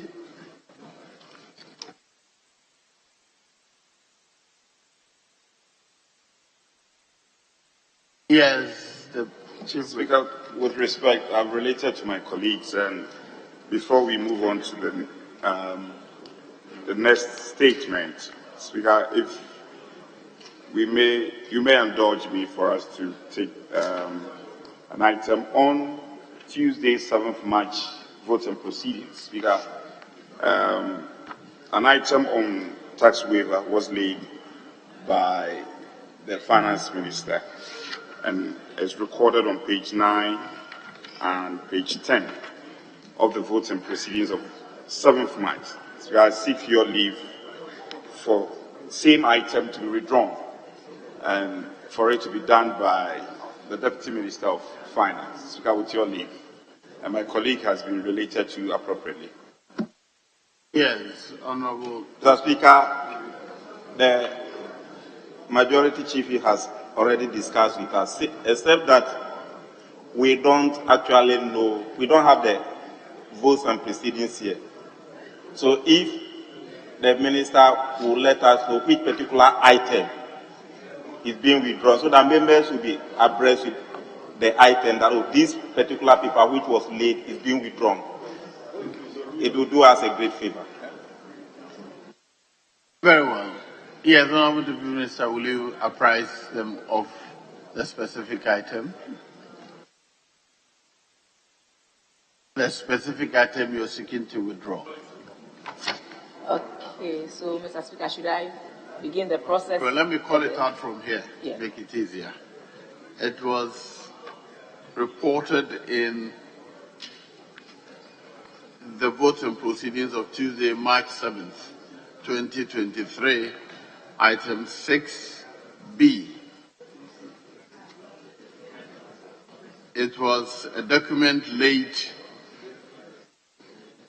by the Finance Minister, and it was referred to the Committee on Finance for consideration and report. It was a request for a waiver of import duties and HIL, two items which are being sought to be withdrawn. Yes, Honorable Deputy Minister, you may.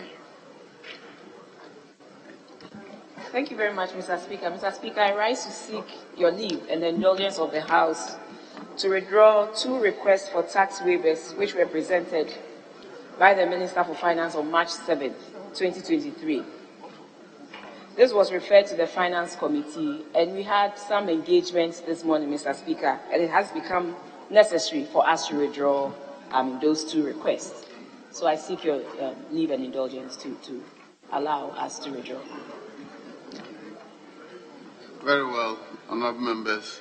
Leave it granted for the items numbered 6B, I, and II in the 7th March 2023 votes and proceedings, and the referral to the committees are also hereby annulled. As so direct.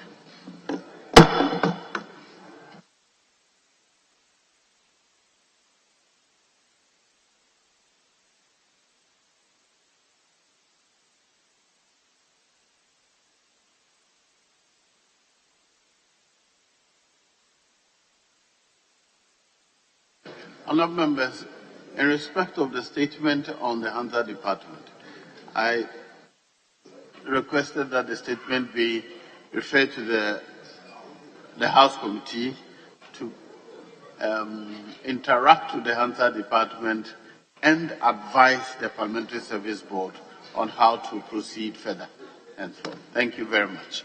Now, Honorable Doyo, you may read your statement on the International the World Oral Health Day. Thank you, Mr. Speaker, for the opportunity. Mr. Speaker, World Oral Health Day is an annual global event celebrated on the 20th of March aimed at promoting good oral hygiene. World Oral Health Day has been reiterated the effective, efficient, and affordable way of maintaining good oral hygiene globally.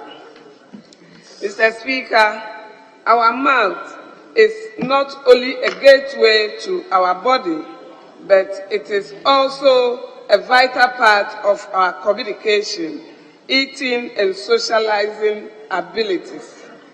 Unfortunately, despite the importance of oral health, many of us tend to neglect it.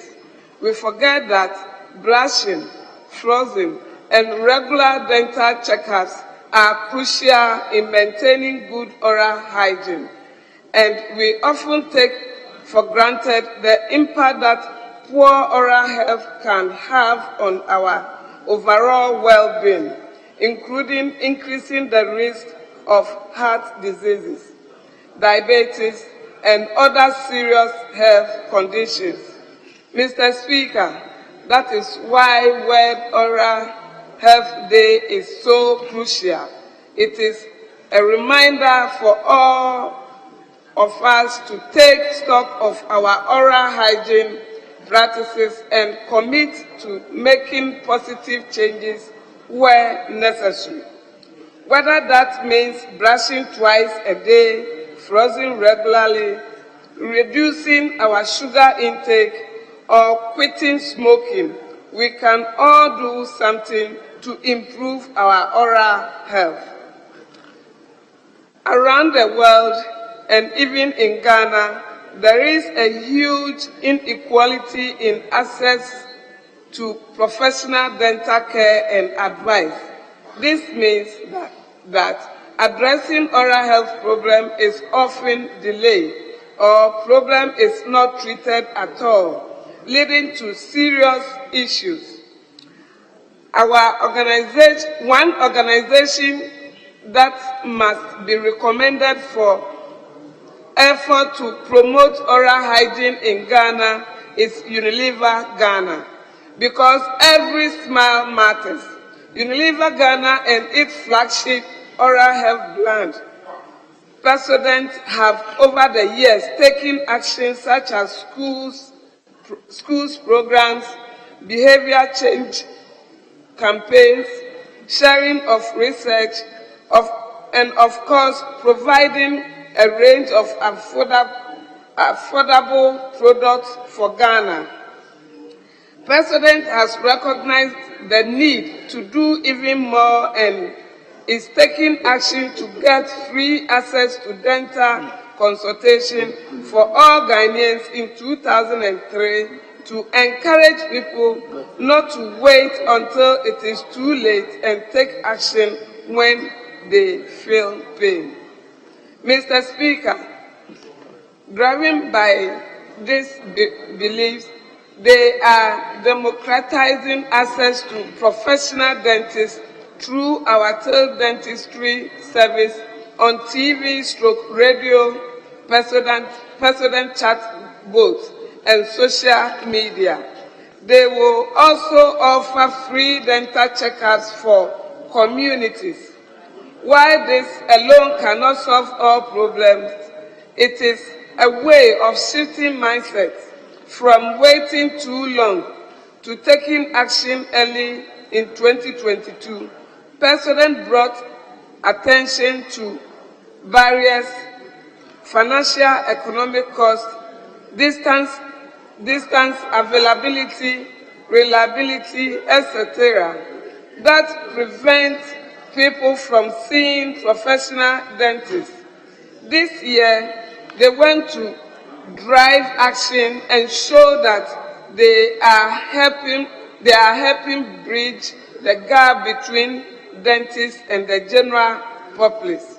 In partnership with Ghana Dental Association, Ghana Health Services, and Ghana Education Service, the World Oral Health Day will be commemorated under the theme, "Now you can #talk to a dentist." I will encourage more people to take the first step to better oral health through increased usage of the free dental camps organized by Proceedings and the Ghana Dental Association and Ghana Dentist Platform. Mr. Speaker, I am happy to say that to celebrate this year's Oral Health Day, Parliament will on Monday, March, which is yesterday, 2023, hold a debate on the importance of oral health and will provide the platform for members of Parliament and staff to have their oral health examined. Don't wait until it is too late. Get a free dentist consultation with Proceedings. Thank you, Mr. Speaker, for the opportunity.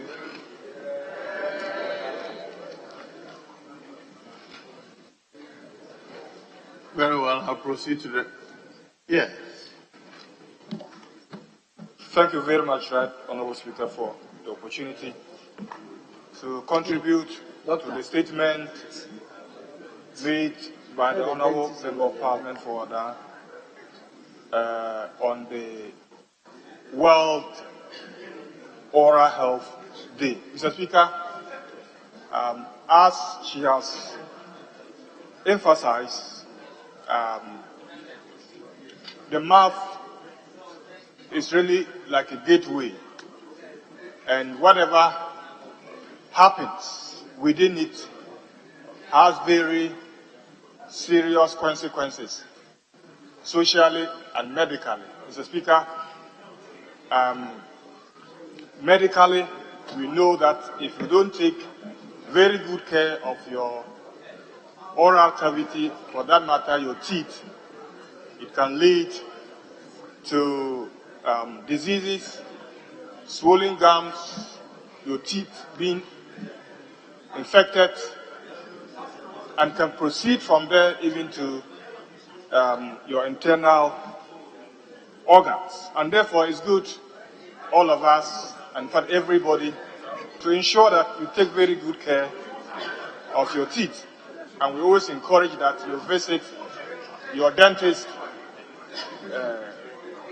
frequently, and also ensure that you paste at least twice a day, in the morning when you get up, and then in the evening before you go to bed, to ensure that our teeth are clean. And Mr. Speaker, I mentioned socially, we all know that bad odor can really lead to you losing a lot of friends, and we've all come across individuals when they open their mouth or want to talk to you, you are running away because of the bad odor. And you know, some ladies have gotten husbands because of their teeth and the way their mouths are. Others who have lost potential husbands because probably of the bad odor or the nature of your teeth. And not only ladies, men too, you know, have lost potential wives because of their teeth and oral hygiene. And therefore, it's important that we take it seriously, and everybody should ensure that you take very good care of your mouth, your teeth, and everything within it. So I thank her for the statement and encourage everybody to take very good care of your teeth, and not only the teeth, but your mouth as a totality. Thank you very much, Mr. Speaker, for the opportunity. Yes, Honorable Minister. Thank you very much, Mr. Speaker, and also thank you for giving me the opportunity, the maker of the statement, for giving me the opportunity to bring to the attention of Ghanaians one area of medicine which is being neglected. That is oral health. Mr. Speaker, perhaps in the urban settings, we have fairly good access to clinical health in the Oriental area. But in rural settings, in fact, they are practically non-existent. And that is why this House must help Ghana Health Service, and for that matter, Minister of Health, to bring dental services to the doorsteps of rural people. But when I look back, I see that there are a lot of problems in rural settings with regard to oral health. So this should serve as a call to address our minds to the area. Again, in the academic realm, there's a dearth of research into that area. And I'll urge my colleague, doctors and those researchers to address their research acumen into that area. Whenever we're talking about dental health, most of the issues or the evidence that are brought are anecdotal. They are not based on empirical research, or let me say that only a few researchers are going to that area, even though Ghana boasts, we have a very good dentist, but most of them are practitioners and they are not doing primary research, unlike in the other areas of medicine.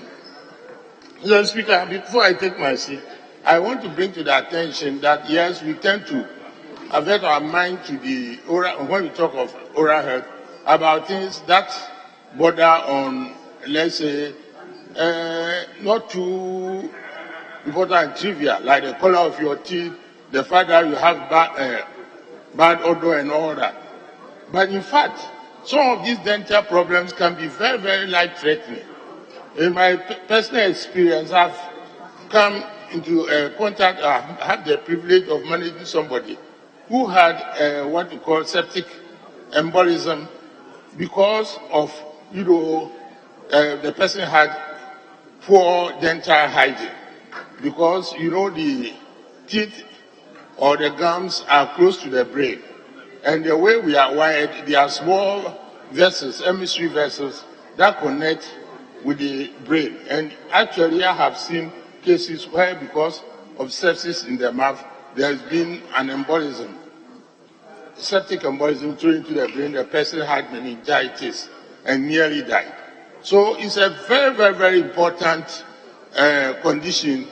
And unfortunately, if we take, precautions, we can, ameliorate the conditions so that we can enjoy life. And finally, I want to bring to the attention of this House that this is very, very important, especially in rural children. The dental issues with regard to rural children are very, very, very important indeed. And I will urge the Minister of Health and Ghana Health Service to address their mind to those issues. Thank you. With these remarks, I want to thank the maker of the statement for bringing to our attention such an important issue. Thank you, Mr. Speaker. I think that we've said enough, so we'll bring a discussion on oral health to a conclusion. The last one is on Ramadan, and it is to be read by the other member for Tamale Central. Yes, Honorable Ibrahim Mutala Mohammed. Thank you, Mr. Speaker. I rise to make a statement on Ramadan. Mr. Speaker, the Islamic religion is anchored on 4 or on 5 important pillars. And for every building, if the pillars are not strong, the building cannot also stand. For you to call yourself a Muslim, you must first and foremost declare, which is known as the Shahada, that there is no deity worthy of worship except Allah, which is God. You must also observe prayer, most importantly, the 5 daily obligatory prayer. You must perform zakat, and zakat is you must give charity to those who are in need. The 4th pillar is that you must fast, and the 5th pillar is if you have the means, you perform Hajj. Right, Honorable Speaker, fasting is obligatory on every Muslim. And that is why Allah says in Quran chapter 2, verse 183, that Ya ayyuhal lazina amanu, kutiba alaykum as-siyam, kama kutiba ala lazina min qablikum la'allakum tattaqun. That, oh, you who believe, fasting is prescribed for you, as it was prescribed for those before you, so you may attain piety, or so you may get closer to your Creator. Most of the religions, and most importantly, religions with scripture, Judaism, Christianity, and Islam, all engage in fasting. Right, Honorable Speaker, a Muslim who is healthy, fasting is compulsory on you. A Muslim who indeed doesn't have a terminal illness, fasting is compulsory on you. A Muslim who is young and capable, fasting is compulsory on you. Fasting is compulsory on even someone who is embarking on a journey, but such a person can leave the fast. When he finishes with the journey, he pays the days that he missed. A woman who is in her menses is not to engage in fasting, but she must pay back the number of days she missed. A woman who is nursing a baby and engaging in fasting, when she realizes it can affect the production of milk for the baby, such a woman may avoid the fasting but would have to pay back. A woman who is pregnant and engaging in fasting may affect the pregnancy. Such a woman will not fast, but she would have to pay back. Right, Honorable Speaker, the Islamic religion, as I stated, anchored on the 5 pillars of which I mentioned earlier. Ramadan is considered a critical pillar that is observed by all Muslims for 30 or 29 days based on the appearance of the lunar month. The purpose of Ramadan goes beyond the denial of food from dawn to dusk. The significant aspects of asserting good moral and values founded on Islamic principles. Mr. Speaker, in the sermon of the Holy Prophet, may the blessings and peace of Allah be upon him, on the last Friday of Sha'ban, the month before Ramadan, regarding Ramadan, he stated, O people, the month of Allah, which is the month of Ramadan, has come with its mercies, blessings and forgiveness. Allah has decreed this month as the best of all months. The days of this month are the best among the days. The nights are the best among all nights. And the hours are the best among all hours.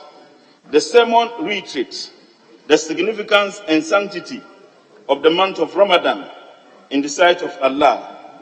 Right, Honorable Speaker, Ramadan comes with a motive to discipline the mind and body. The idea being that abstaining from food and drink prompts you to realize and reflect on the luxuries you have in life, hence learning to be grateful for the mercies of your Creator. The entire month of Ramadan is divided into 3 categories. The first 10 days, the second 10 days, and the last 10 days or the last 9 days. These categories represent a prayer for apology to the Almighty Allah, a prayer for mercy, and a prayer to escape from the torment of the wrath of Allah as a result of one's sins. It is noted that the first 2 sections are made of 10 days, but the last section can be 9 days, depending on when the moon is sighted. From time to time, depending on the number of days that makes the month. In the first section, the Muslims pray for kindness for themselves, their families and friends. In the second section, they seek forgiveness for their sins from Allah. Thirdly, they seek freedom from the punishment of sins for themselves, family, and their deceased compatriots. In a nutshell, the basic principles of Ramadan is to give up on evil and achieve all good characteristics that can be built, or that can build a society devoid of injustice, corruption, envy, as well as convey happiness and peaceful life. Right Honorable Speaker, fasting comes with several benefits, just to mention a few. Psychological benefits. Mr. Speaker, throughout the holy period of Ramadan, there is an emphasis on charity, which in Islam is called zakat, and thinking of those in need in order to find ways to unify our community. Ramadan offers Muslims an opportunity to reflect on the blessings of Allah and how to pass on proceeds of these blessings to people who otherwise may be in need. The socially active lifestyle that often goes hand in hand with being charitable can help improve our self-esteem as we become immense in meaningful activities, whilst helping us to combat feelings of loneliness and isolation. Health benefit, Mr. Speaker. Besides spiritual cleansing, fasting allows the body to detoxify the digestive system, as Muslims in this period refrain from drinking and eating for at least a day, that is from dawn to dusk. When the body starts eating into fat reserves to create energy, it will also burn away any harmful toxins that might be present in fat deposits. This returns the body to its blank state, supporting a consistently healthy lifestyle. Again, Right Honorable Speaker, according to many scientists, including some American scientists, the mental focus achieved during Ramadan increases the level of the brain-derived neurotrophic factor, which causes the body to produce more brain cells, thus improving the brain functions. It promotes clarity of the mind and reduces stress, especially when fasting leads to a distinct reduction in the mind of the cortisol hormone produced by the adrenal gland. Mr. Right Honorable Speaker, Ghana has demonstrated excelling qualities in respect of religious tolerance and peaceful coexistence. The major religions in this country have cooperated peacefully with each other with very minimal difficulty. The 1992 Constitution, Right Honorable Speaker, of this country frowns upon religious discrimination and provides for individuals' freedom to manifest and practice their religion without difficulty. It is against this background, Right Honorable Speaker, that I make a clarion call on various heads of academic institutions, especially our second cycle institutions, to continue to tolerate and create a congenial atmosphere for young Muslims students to safely observe this year's Ramadan without any form of glitches or disturbances. Right Honorable Speaker, I conclude with the emphasis that the end of Ramadan does not mark the end of its doctrine.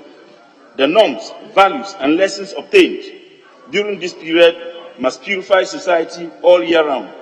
Ramadan must serve as a moment of reflection upon our deeds and opportunity for us to forgive each other and tidy our relationship for the appeasement of our Creator and the betterment of our society.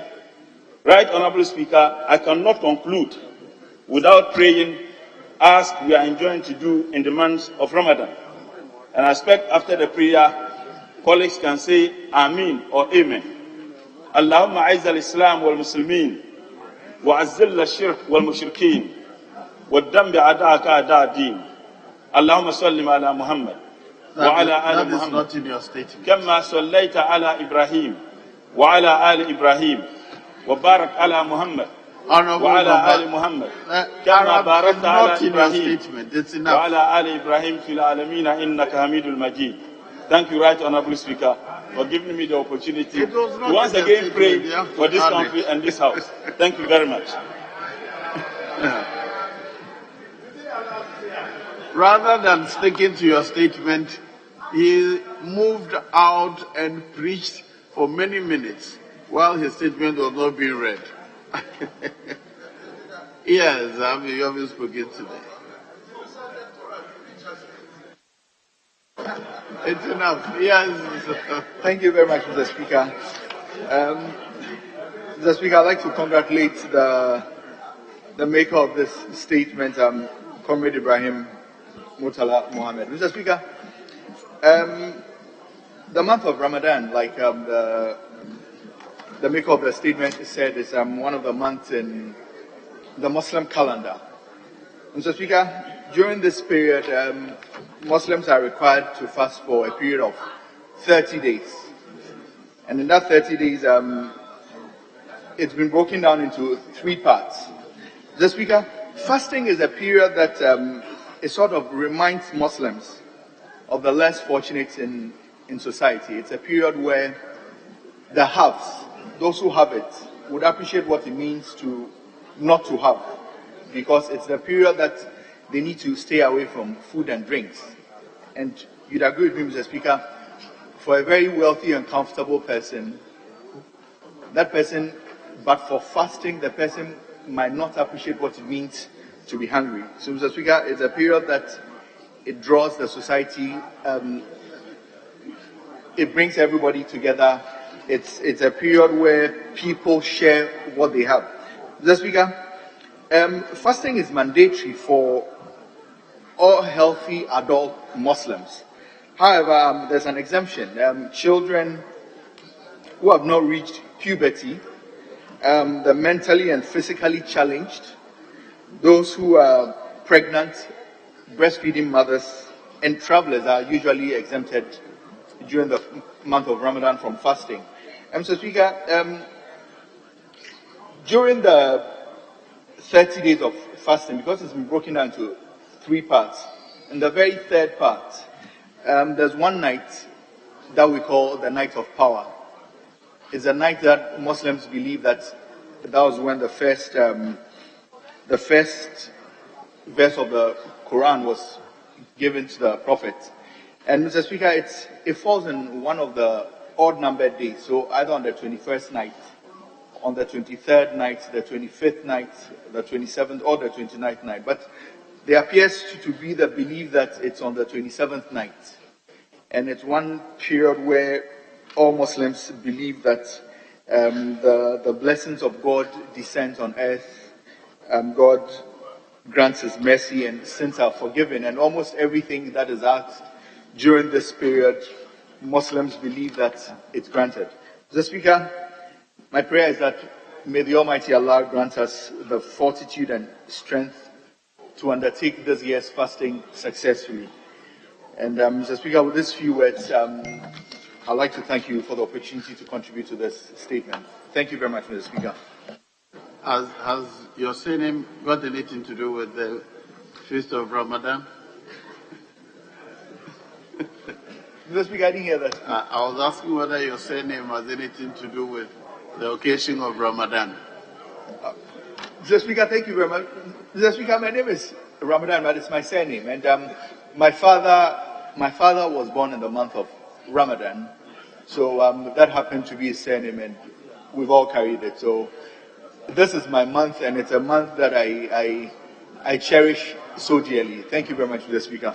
Thanks for the clarification. Yes, I'm a member of WA Central. Is that right? Thank you, Mr. Speaker, for the opportunity to contribute to this statement ably presented by Honorable Ibrahim Murtala Mohammed, Member of Parliament for Tamale Central. Mr. Speaker, fasting, as he indicated, is a prescription by Allah in the Quran And in chapter 2, verse 183 of the Quran, it is indicated that fasting it said fasting is prescribed to you as it was prescribed to those before you, so that you will understand God. The Speaker, it is not just about the fact that people go hungry.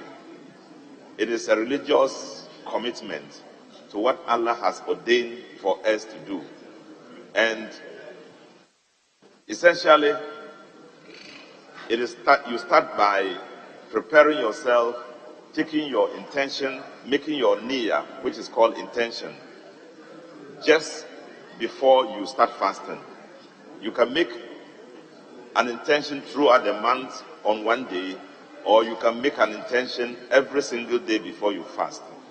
The intention is very essential because it defines the fact that you are agreeing to do something because you want to do it by your faith and by the prescriptions of Allah. The Speaker, as I said, it is not simply the fact that you go hungry. It is also because you want to learn forbearance. It is also because you want to improve your health. The Quran talks about being committed because of what God has asked you to do, and because you will have to learn the ways of Allah. But beyond that is the fact that you improve your health, and the medical people in the medical industry have indicated that when you fast within a period of time, it promotes heart health, it also promotes blood sugar control, it promotes weight loss, and it decreases inflammation.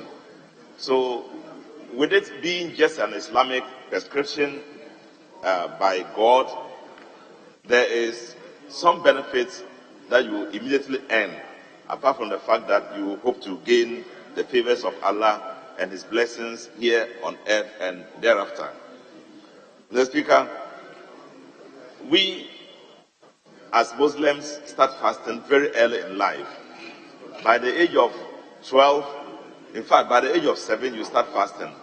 And by the age of 12, many of them do the fasting throughout the 30 days onwards until you get to a point when you can no longer fast. And you go according to what the speaker, the maker of the statement has said, by some prescriptions, if you cannot fast, you still have to feed somebody, a hungry person, and until the end of the fasting. The speaker, so knowing that it is a religious prescription and it is prescribed by God Himself within the face of Allah, Islam, students in school want to do the same thing as has been prescribed by God and as it has been taught by them. And in the last, in a few years ago, we know of a secondary school that tried to prevent students from fasting. The speaker, because it is a religious prescription, and because the students are already trained into it, it should not be a fear that they'll hurt themselves. As I said, they start fasting early in life. By the age of 7, they start fasting. By the time they reach 12 years, it has become normal with them to fast. So it is something that is part of the life of the Muslim. Mr. Speaker, just as we celebrate all festivals in this country, I recall that when there is any Christian festive, for example, Christmas or New Year or Easter, we all celebrate it. It is important that we promote fasting to be part of the festivals that we can project into the life of the Ghanaian. Fasting is not harmful. Fasting will only help you improve your life and can also help you to gain some spiritual excellence in your life. So, Mr. Speaker, with this statement made by our brother, I want to suggest that Ghanaians and non-Muslims should not fear fasting. It is not something that will hurt a person. And again, the students must be allowed to fast because they have trained themselves into it throughout their lives as young people. And so when they fast, it should not be a fear that they will hurt themselves. So I want to take this opportunity to wish my Muslim brothers and sisters a very successful fasting season. It's a time people commit themselves, soul search themselves, their lives, and commit themselves into the will of God and define themselves within the concept of the whole Islamic faith. And so fasting this year, in my opinion, should be something that would be experienced in good faith. My prayer that it will be experienced in good faith, it will be experienced with good health, it will be experienced without any hindrances. And again, it should be a situation when there can be empathy. In fact, the empathy is in two ways. Either you are not fasting and then you empathize those who are fasting, or you are fasting and empathize those who go hungry every day. In the teachings of Islam, one of the fundamental things is that you fast so that you can learn how the poor person feels without eating the whole day. When you see him or her, you begin to understand and appreciate who they are. So fasting is a directive that helps us to understand beyond us how other people feel. And I'll call on even those of us who are not going to fast to begin to empathize with those who are fasting as if they were also fasting, and then conduct themselves in ways that will not entice them to do the wrong. And again, for those who are fasting, to empathize with those who are hungry every day. And Mr. Speaker, another fundamental reason why fasting is important is because it builds your faith. It gives you discipline. It strengthens your moral capacity. So in fasting, you are not supposed to look somewhere that you think is bad. For example, if a woman dresses in a funny way, a man should not be looking there. And yes, you shouldn't look at that direction because you are fasting. And even your own married wife, you don't have to go into her in any form apart from when you break your fast. And so when you subject yourself in all these facets of conduct, it builds in you a certain moral ability, moral strength to be able to live a life that can be appreciated and blessed also by God. Mr. Speaker, on this note, may I invite my Christians and non-Christian friends who are not Muslims on the first day to the last day to pick at least 2 days to fast and see how it is, so they can see how their Muslim brothers feel. And that's the empathy I'm talking about, especially Doctor and the rest of you who are inviting us to say that fasting can create good health in us. We can exercise this and see to the extent to which we can benefit out of it. Thank you, Mr. Speaker. Honourable members, it's past 2 o'clock. Do you want me to extend sitting? Sorry? So he says solidarity. Very well. Let me extend sitting then. Honourable members, having regard to the state of the business of the House, I direct that the House sits outside the regular sitting hours. Now, I'll admit one more and come to leadership. Well, you have spoken today. Very well. Okay. Thank you, Right Honourable Speaker. The Speaker, I noticed that when my senior colleague, Honourable Rashid Pelpo, invited our Christian brothers and sisters to at least fast a day or two, there was an indication, which I agree with, that Christians also do fast.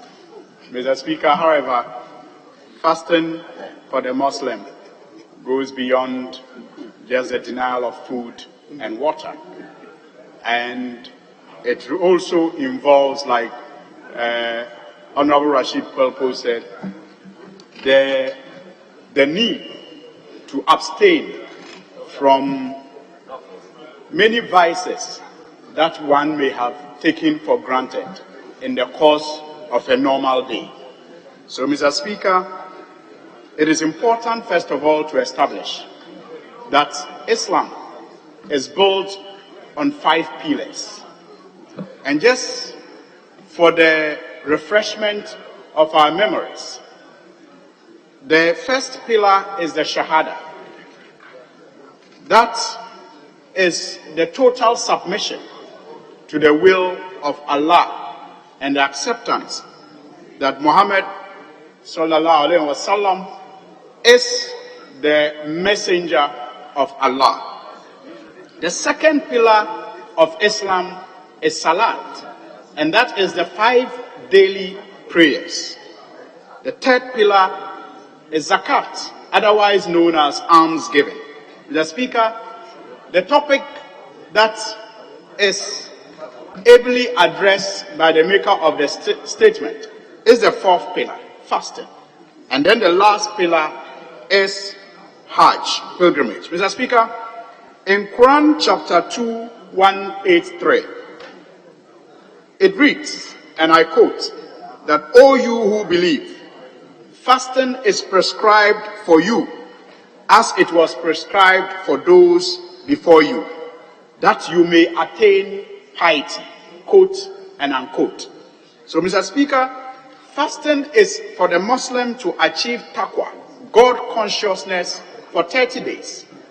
And Mr. Speaker, many psychologists will tell you, or they argue, that it takes a minimum of about 3 weeks of reinforcement to develop a good habit. And so no wonder that in the course of fasting during the month of Ramadan, the expectation is that one does not only deny himself or herself of food and water, but also remain God conscious throughout the day. And the way to do that, for example, is to abstain from things that we all so well know the good books urges us, and even moral values encourages us to uphold. Mr. Speaker, I therefore, on this note, will want to appeal to our Christian brothers and sisters to, as much as possible during the month of Ramadan, respect the boundaries that their friends or even relatives who are Muslims may set as a result of the need for them to be God conscious for the 30 days that they will embark on the fasting.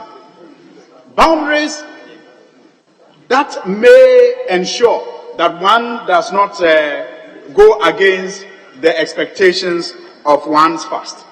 Mr. Speaker, for example, it is also important that people who are not of the Muslim faith appreciate the timeliness with which a Muslim is expected to operate during the month of Ramadan, and even the times that they are expected to either offer prayers or to be available to undertake one activity or the other, just so that his fast or his fast is not considered unaccepted. Mr. Speaker, on this note, I want to end with the last pillar of Islam, because it comes immediately after the month of Ramadan, and that has to do with Hajj, pilgrimage.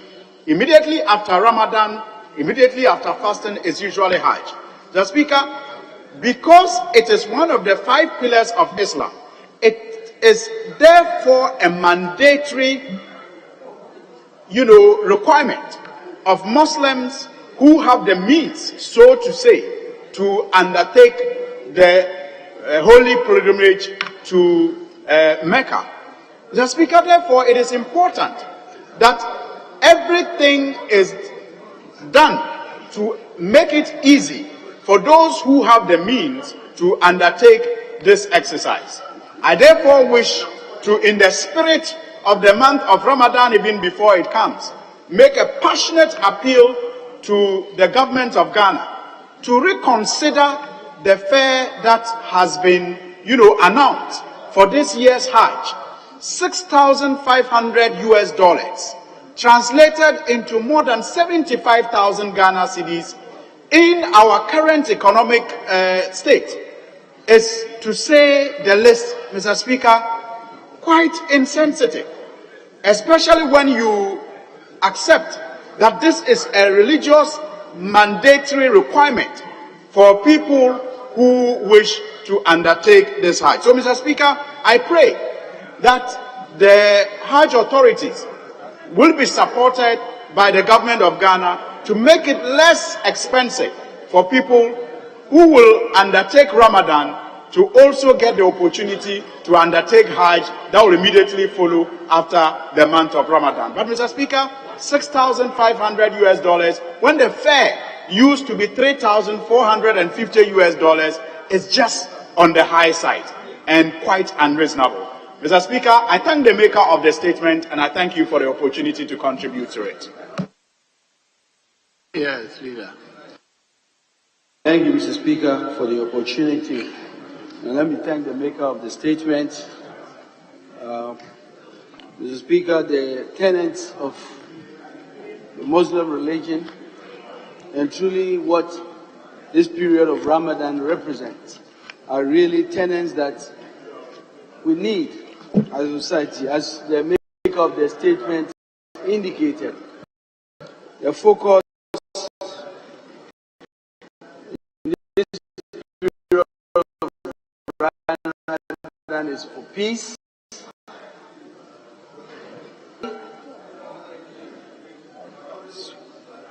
these are values that are very critical of prayer, and as the maker of the statement said, that we focus on praying for apologizing, asking for mercy, and also praying from sin. Mr. Speaker, these are very important, but more importantly, Mr. Speaker, the period of fasting, as has been echoed in this statement, Mr. Speaker, are quite frankly very similar in the Christian religion as well. Mr. Speaker, as you would note, in the period of difficulty for Jesus, the Bible talks about the 40 days of fasting and prayer. And this is a period, quite frankly, that basically liberated him from the attempts of the devil to conquer his mission. It's so clear that this is a very important mission, and I think we must all collectively do everything possible to especially support this period of fasting. Mr. Speaker, I think the call for even a lot of us, if not for religious reasons, health reasons as has been pointed out, to fast, is a good call, Mr. Speaker. I have noted every period of fasting when I have joined my Muslim brothers to fast, I see my big tummy going down.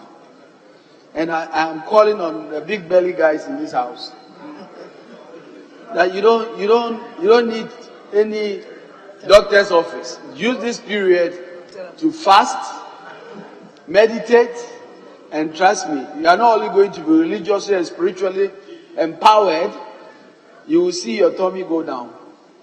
But Mr. Speaker, more than anything, I think one of the things we can do in support of this month is to be very sensitive to this period of fasting and to support our brothers and sisters who are fasting in this period of Ramadan, especially in our workplaces, in different places. How do we support them and understand that this is a period that, quite frankly, maybe the productivity level will not be the same. So how do we support them and accommodate them in this period of fasting, which sometimes allow some of them to be a little slow in their outputs? I think we can do that by reaching out, by giving them support. A lot of the things we have to do, as has been stated, this is a month of charity. And we must all be very charitable and reach out to those we can support in this period of fasting. Because they are not doing that for themselves only, they are doing that for the country as well, to ensure the peace and stability of our country and to ensure unity, which is key in our country going forward. Mr. Speaker, the call was made that in our workplaces in this month, especially of the period of fasting, it is important that we, all of us, not only women, but men, we should dress in a way that is not too provocative, so that we can tone it down so people can be focused spiritually. This is also a month that we must reach out to one another. But Mr. Speaker, this is a very important month for the Muslim brothers and sisters, for our Muslim religion, and all of us will stand by them in this period of fasting and prayer in solidarity. But some of us will also join them. But Mr. Speaker, we must also, the call that was made about the follow-up to the fasting period is also very important. How expensive the trip to Mecca is, and the call by government to do everything possible.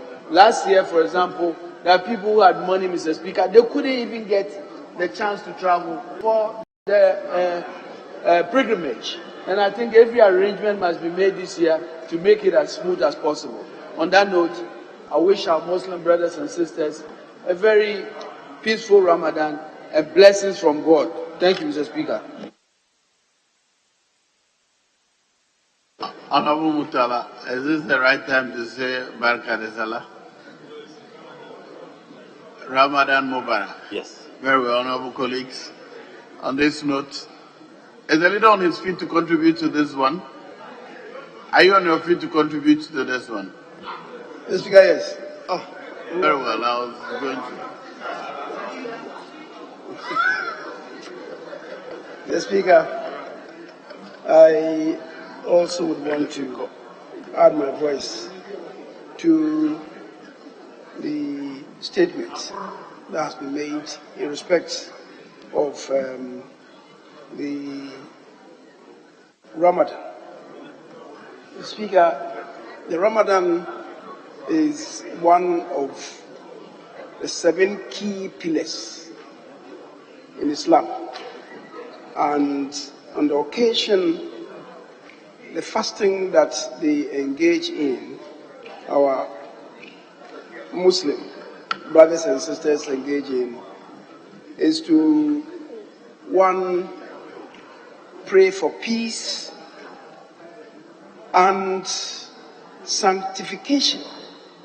And indeed, the sanctification is to lead them to great dedication to Allah, their Maker. So, Speaker, it is a reason for the fast that they engage in. Mr. Speaker,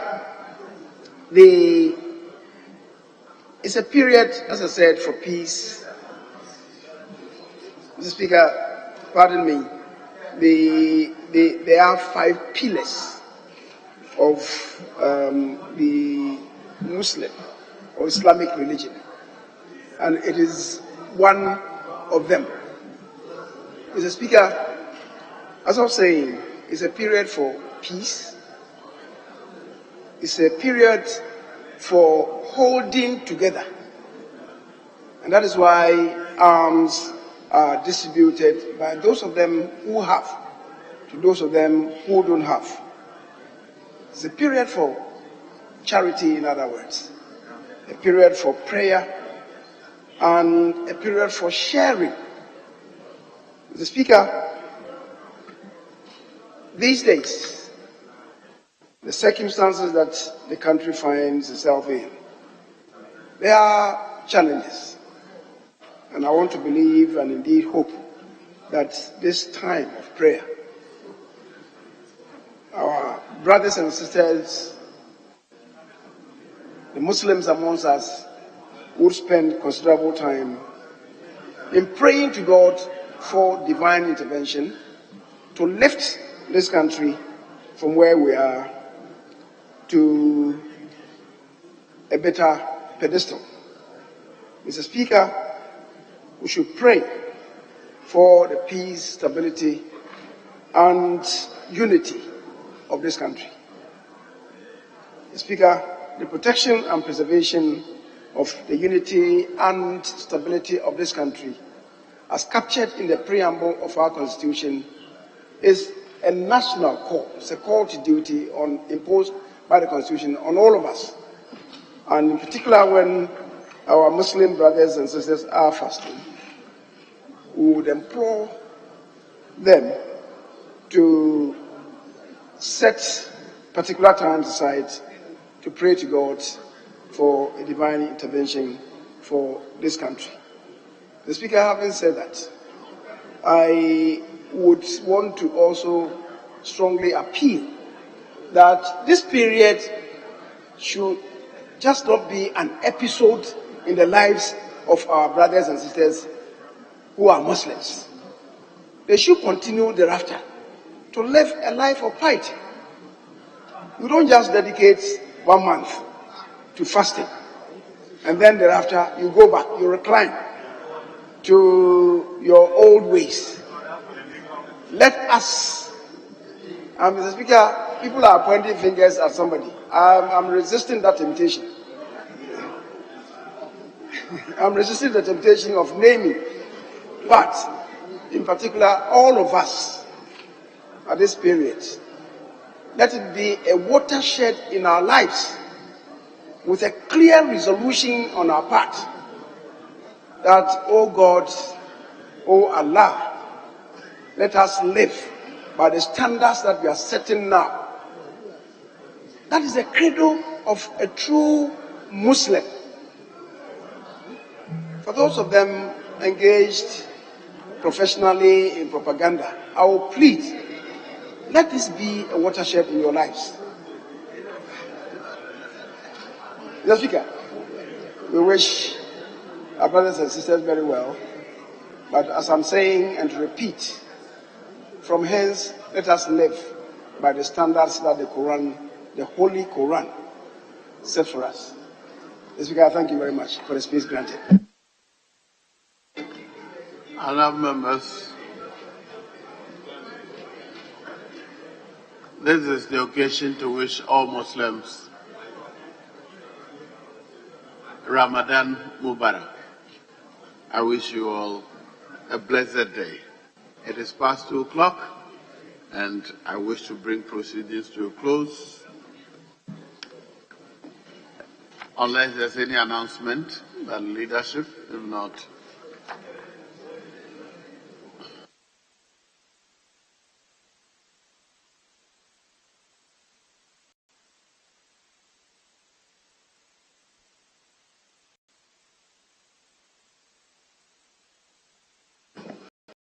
Speaker, for the avoidance of doubt, I was asking whether the papers listed have been presented, and I'm told that all of them have been presented. And in that regard, we could take an adjournment. Yeah, thank you. Very well, honorable members. The House is accordingly adjourned till tomorrow, Wednesday, March 22nd, 2023, at 10 o'clock in the phone.